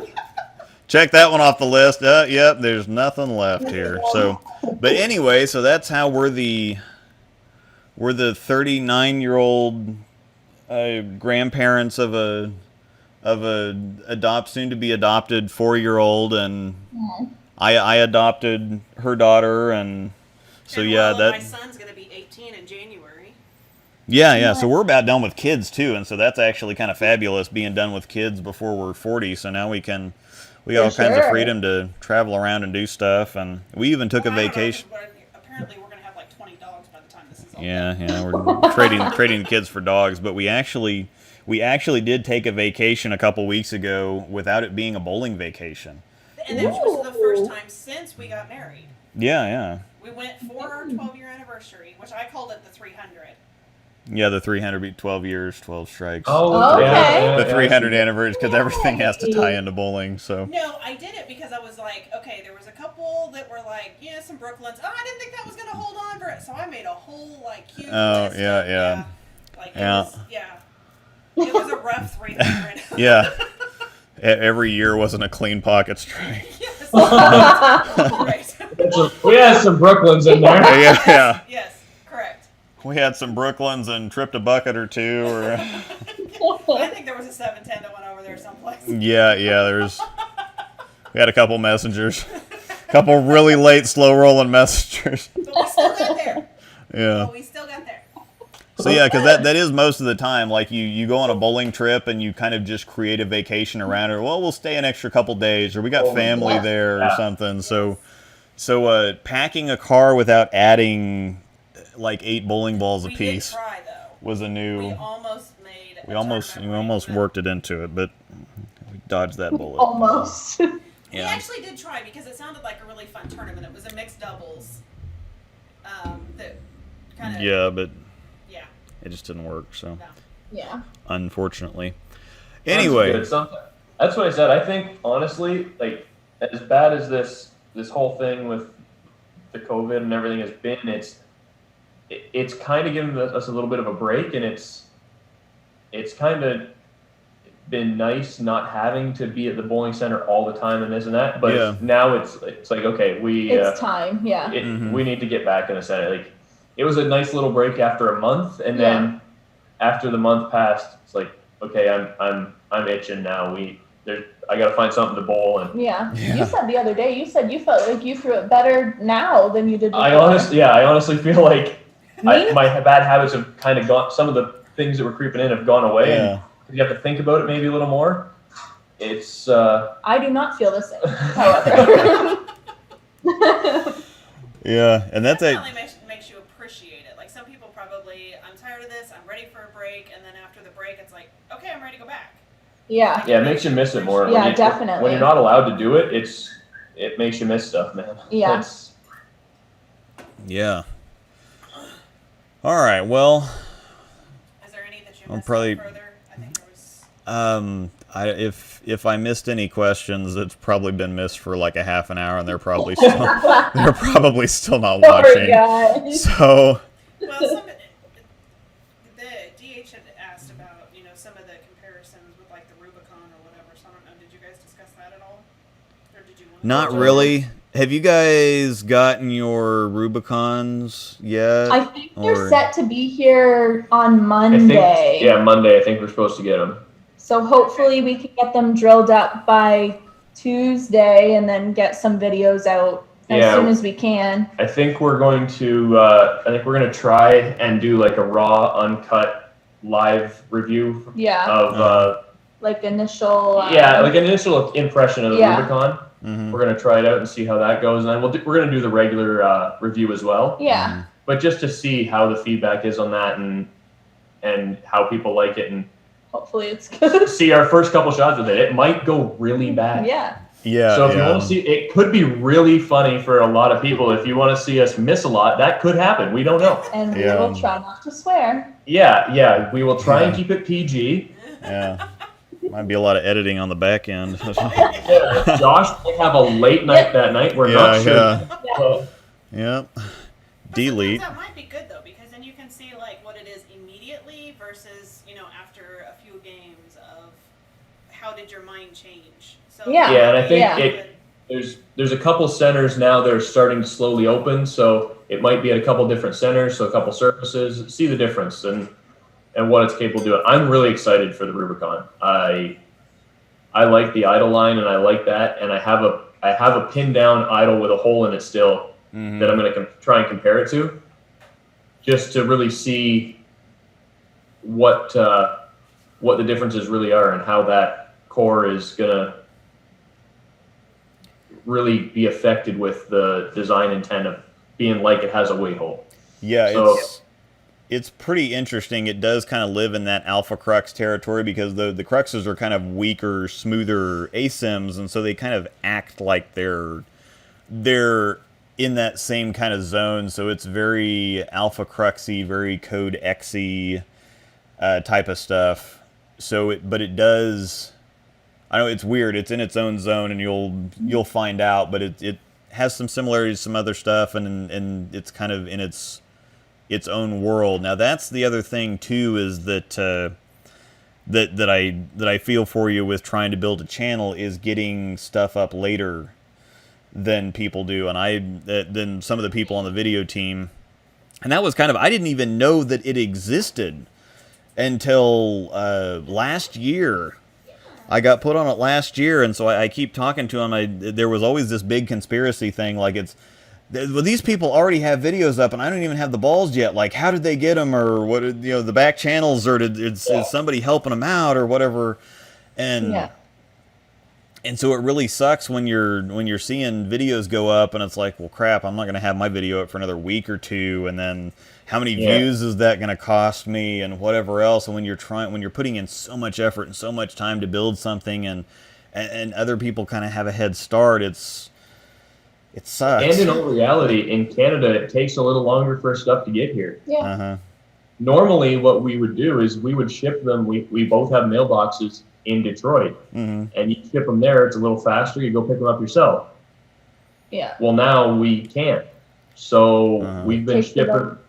I would say it's probably an extra couple days. Yeah. It's not too bad, but I mean, luckily we're still able to get everything. It's fantastic. It's amazing that we've been able to still get stuff and throw stuff and do videos because we weren't sure we were going to be able to. But if we could get stuff, the earlier you can get stuff, the better. I mean, that's what everybody would like. So it's hopefully keeping the content up and keeping up what we're doing. I hope down the road. I think it can only go up from here, and it's nothing but positive, and that's how it's been. And people have been great. We've been having nothing but positive feedback, I feel like. So it's been amazing, the support from people. So hopefully it just keeps going. Yeah, and that's one of those, they do notice. That's one thing that's People are being super supportive with all of this. Yeah.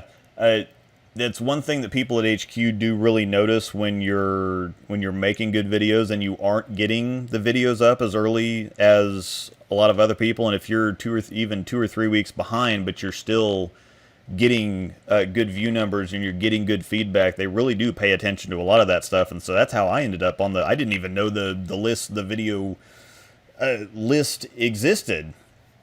And so they just, oh, by the way, we put you on this. And I'm like, oh, okay, well, now it all makes sense. Yeah.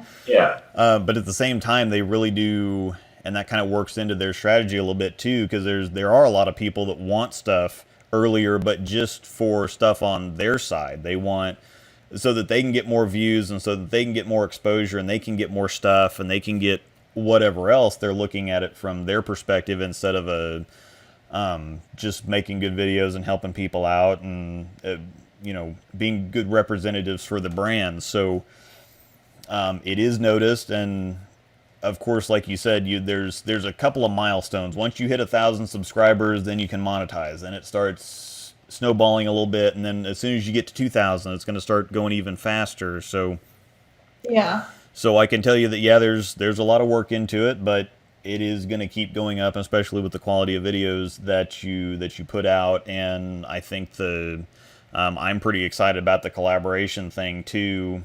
I think the ability to kind of cross promote, and then especially with how I think the videos are going to end up turning out down the road when we have more of a catalog of stuff too, because we can go back and do like year in review videos, and we can show all of us together. And there's a lot of people too that don't buy the balls as soon as they come out.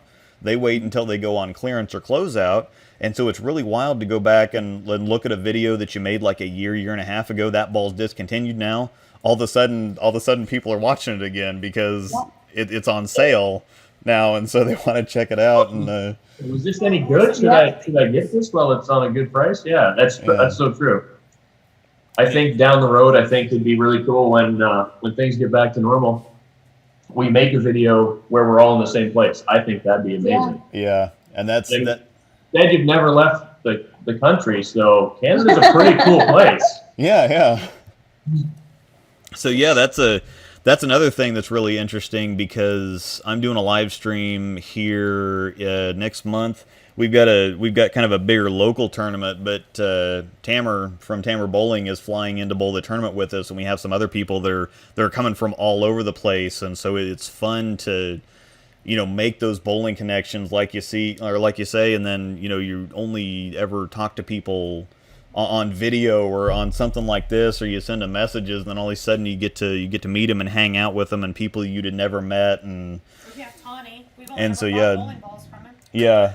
And so it'd be a really great excuse to come up to Canada sometime. Yeah. So As so long I as would, can drive. yeah, Come I on would, down. I would really love to do that, and yeah, getting us all together at the same time, and I would really be excited about Just let me that. go to So, Niagara Falls, someplace in there, and I'll be okay. well, that's And don't There we worry, go. that's only 4.5 hours from us. Yep. yeah, that's But if we've already gone that far, I mean, 4.5 hours Yeah. at that point. Yeah, what's 4.5 Yeah, at that more? point, and I mean, Yeah. and that's the funny thing. Like, I can go close. I can go half hour into a different country and bowl a tournament. Where if I wanted to bowl a tournament in Canada, normally to get a bigger money tournament, I have to go 4 or 5 hours. yeah. That is pretty wild.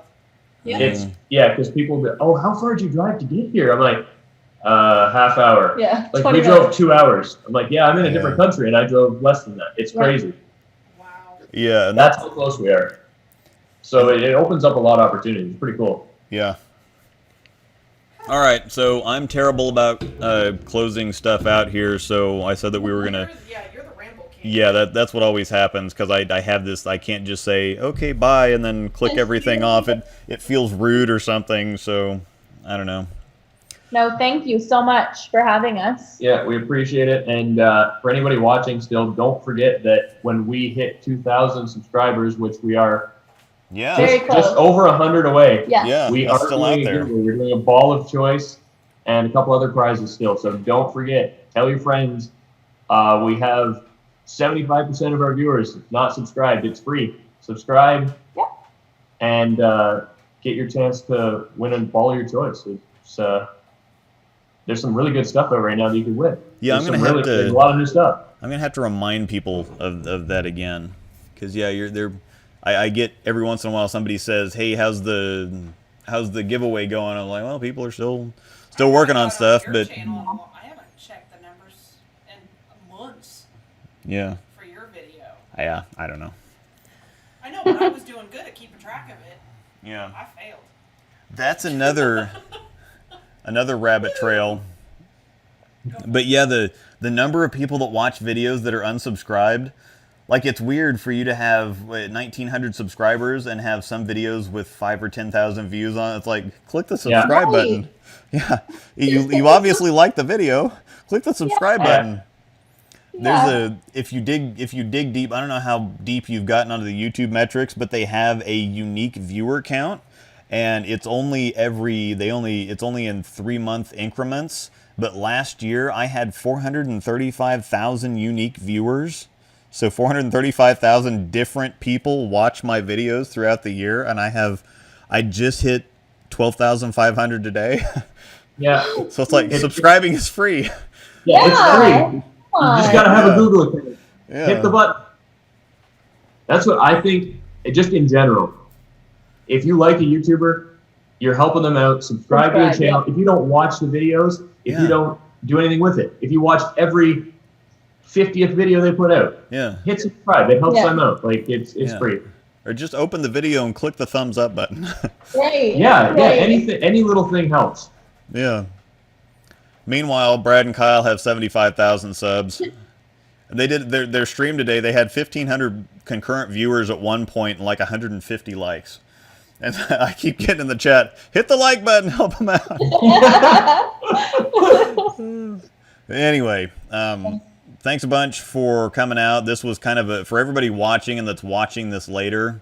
This is interesting if you guys ever get into doing live streams or something. There's a lot of people that travel for work, and they'll tell me that they put on my live streams that they don't watch the stream, but they will play it through their car or through their truck or their big rig or whatever they're driving down the road. They will listen to it as they're driving later. So it's kind of a niche / niche market, but of your live streams in a 10-hour drive. Yeah. They only get because I won't shut up. Hey, I mean, Joe Rogan has made a living off of making 4-hour podcasts. Yeah, and that's one of those things that you'd think, well, gosh, I'd never sit there and watch something for 4 hours, and I can't imagine some people. This is not like watching one of these is not necessarily my thing, but I played the Brad and Kyle stream all day while I was editing videos, and so there is kind of a thing for that. Yeah. So Yeah. I mean, I honestly couldn't get through a day of work in the tractor for 16 hours if there wasn't podcasts. yeah. Like you have to have that background noise. Stop laughing. It's a real thing, Haley. I'm sorry. Yeah. Darren the farmer. You're gonna come with me one day, and you're gonna hate it. I will never. Now I really can't because I'm from the area where we don't really have interesting accents or anything, so I have trouble imagining somebody in a tractor or a combine or something with a Canadian accent, even though you don't really have much of an accent compared to Americans. But if you listen to like Kenan McFalls, I give him crap all the time because him and Nick Brown have this really southern drawl. They're from North Carolina, Virginia, you know. Yeah, they are kind of southeast, and so they got that twang thing going. And well, I mean, I tried on my Australian accent in the end of the trend video. Oh my god. Yeah,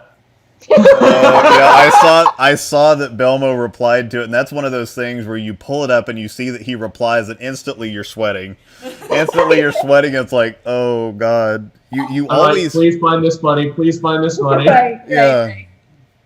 Oh boy. Yeah, everyone, because you want to add some stuff into some videos, and you hope that a pro or somebody, whoever it's aimed at, sees it, but then as soon as they do and they comment on it, it's like, oh god, they saw it. Oh no, you get nervous. Well, I'm like, I hope I crossed with him at World Series in Detroit the last time I was there. I was beside him the entire day. I'm like, I hope he doesn't remember who, I hope he doesn't hate me. I'm like, what did I do? Why did I do this? But I think it was funny, and he liked it, so it was pretty cool. Yeah. I'm pretty sure he has a pretty good sense of humor. Okay. He does, yeah. Okay. I mean, I would be just. He watched it was pretty cool. Yeah, it was exciting. Oh yeah, I'm sure he's. I had a. So do you remember? 3-4 years ago, Diana Zavjalova did that kind of risque spoiler video that she had with her getting up in the morning and kind of, you know, going through the shower and brushing her teeth and had the towel wrapped around her, whatever, that kind of risque thing that she did with that. Well, I saw that and instantly knew I had to do a parody. I instantly knew I had to do a parody. Oh no! She hasn't seen it. Well, she didn't see Diana's video either, and so I totally did the whole guy thing with the waking up and the dog licking me in the face, and she brushes her teeth in the shower, which, number one, that was the funny. I can't even conceptualize that, but anyway, so I made this parody video, just whatever, and it was one of those things I put together in an afternoon. I had the ideas come to me, and I just had to do it. It's up on the channel if you haven't seen it. But I'm going to 15 minutes. I know what we're doing as soon as we're done. Yeah, I think it's and it was when the Intense came out. I think it's called an Intense parody. I think that's the name of the video. If you just search parody, it'll come up because it's the only one. Okay. And so I shared it on Facebook, and I was still a fairly small channel at that time, and oh yeah, they watched it on the big screen at HQ. Oh, they put it, and when you see this video, and a couple of the things I did in the video, it's like I'm imagining people at HQ during a meeting putting it up on the big screen and going, oh my dear God, because they didn't know what to really do with my contract there for a little while, and they were trying to think of some different things and whatever, and so they showed that on the big screen at a meeting, and I'm just dying. But 15 minutes after I posted this video, Diana shares it on Facebook and says, oh my God, because it was right after she put her video up, and she's like, oh, this is so funny, I got a chuckle out of it, and I'm just beside my, and when you watch the video, you'll understand.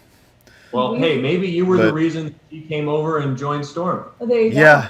Well, and the funny, to tie all this together and to finish up the rambling, when I sent Verity, or my wife actually, because I'm terrified, but when my wife sent Verity something about doing the 30 Clean episode, that's when they had just announced the PWBA teams for the PBA league. Yeah. And so I want to talk to her about that, and I said, well, do you think Diana would want to talk about this? And she's like, I don't know, send her a message. And so I sent her something and said, hi, my name's such and such, I've got a YouTube channel, I'm talking to Verity about this, and didn't know if you'd want to join in, or if you could whatever. And she's like, she sent something back and she says, haha, are you going to make another parody video? And I'm like, oh my God, she remembered. I was hoping like 3 or 4 years later, and they meet so many people, and I'm just this random guy that makes videos, and she remembered. And so funny. oh my Lord. I don't know her that well myself, but I've heard that she has quite a sense of humor, so I'm sure she got a kick out of that. She does. So she was actually very cool with it. But all right, so after throwing, I actually had a comment pop in here, and so what were you censoring on the left lane? I think it's in reference to the little blurred out section. It's probably a logo or a word or something on a masking unit. So something that question just popped up here. So yeah, it was just a location at the time. Okay. Yeah. So you guys can pop onto the video. You can pop onto the video and answer that if you want, because it didn't show up in the chat. It showed up on one of the. I just got the notification that it popped up on one of the videos. So no, it was just just where we were at the time, and it was just wanted to keep it private. The center we were at for that time. So cool. They let us test the balls, so we were doing whatever they asked us to. Yep. Yeah, I figured with it being on a masking unit, it probably wasn't anything terribly interesting or fun. No, not really. Yeah. All right. Anyway. Again, they're supposed to watch the ball reaction. They don't notice these things. Yeah. The funny things that people notice in videos. Anyway, all right. I will go on ahead and let you both go. Thanks very much. This was a whole lot of fun and a really good excuse to just do it anyway. And I don't know what, if anything, anybody got from watching this stream, but it was fun for us. So thank you. Thanks for having us on. We appreciate it. If you guys want to see a bowling podcast started, maybe we can look into that. Yeah, I think that listen to the picture anyway. Maybe a bowling podcast is in the future. That's. I mean, this was tons of fun. So yeah, if we can get on and work like this on a podcast, that could be all kinds of fun. Yeah. It would be all kinds of busy and just one more thing to add to the plate, but exactly. Yeah, right? Why not? Just throw another log in the fire. This Keep her burning. Let's go. This is way more fun than editing videos, and that's what I tell her, is that I love doing live streams because I can just come down here and setting everything up takes a little while, but I can just come down here and ramble like an idiot, and everybody else, I got people that watch the chat, and if I miss questions, they ping me and whatever else, and so it's just rambling at a camera. So it's great, but I really appreciate it. I will let you go. Okay. Thank you very much. Thank you for having us on. Yep. See you later. Yep. Look for their collaboration videos featuring Angel and myself, and I'll get all the new footage for the parallax and all that stuff from you two, and more videos are coming at some point. Don't forget to subscribe to their channel. Like they said, they're only about 100 people away, 100 subs away from giving away a bowling ball and some other cool stuff too. So just go subscribe, and they're great. They're great videos anyway. You've got the video, and I'm sure if you have a question about how to get into the giveaway, just leave them a comment. Yeah, so we look at all the comments, and we will reply to you as fast as we can. Between the two of us, we'll check them out. So if you ever have any questions, don't be afraid to ask either of us. Yep, definitely. All right, thanks everybody. Thanks Darren and Haley, and we'll see you next time. Alrighty, have a good night.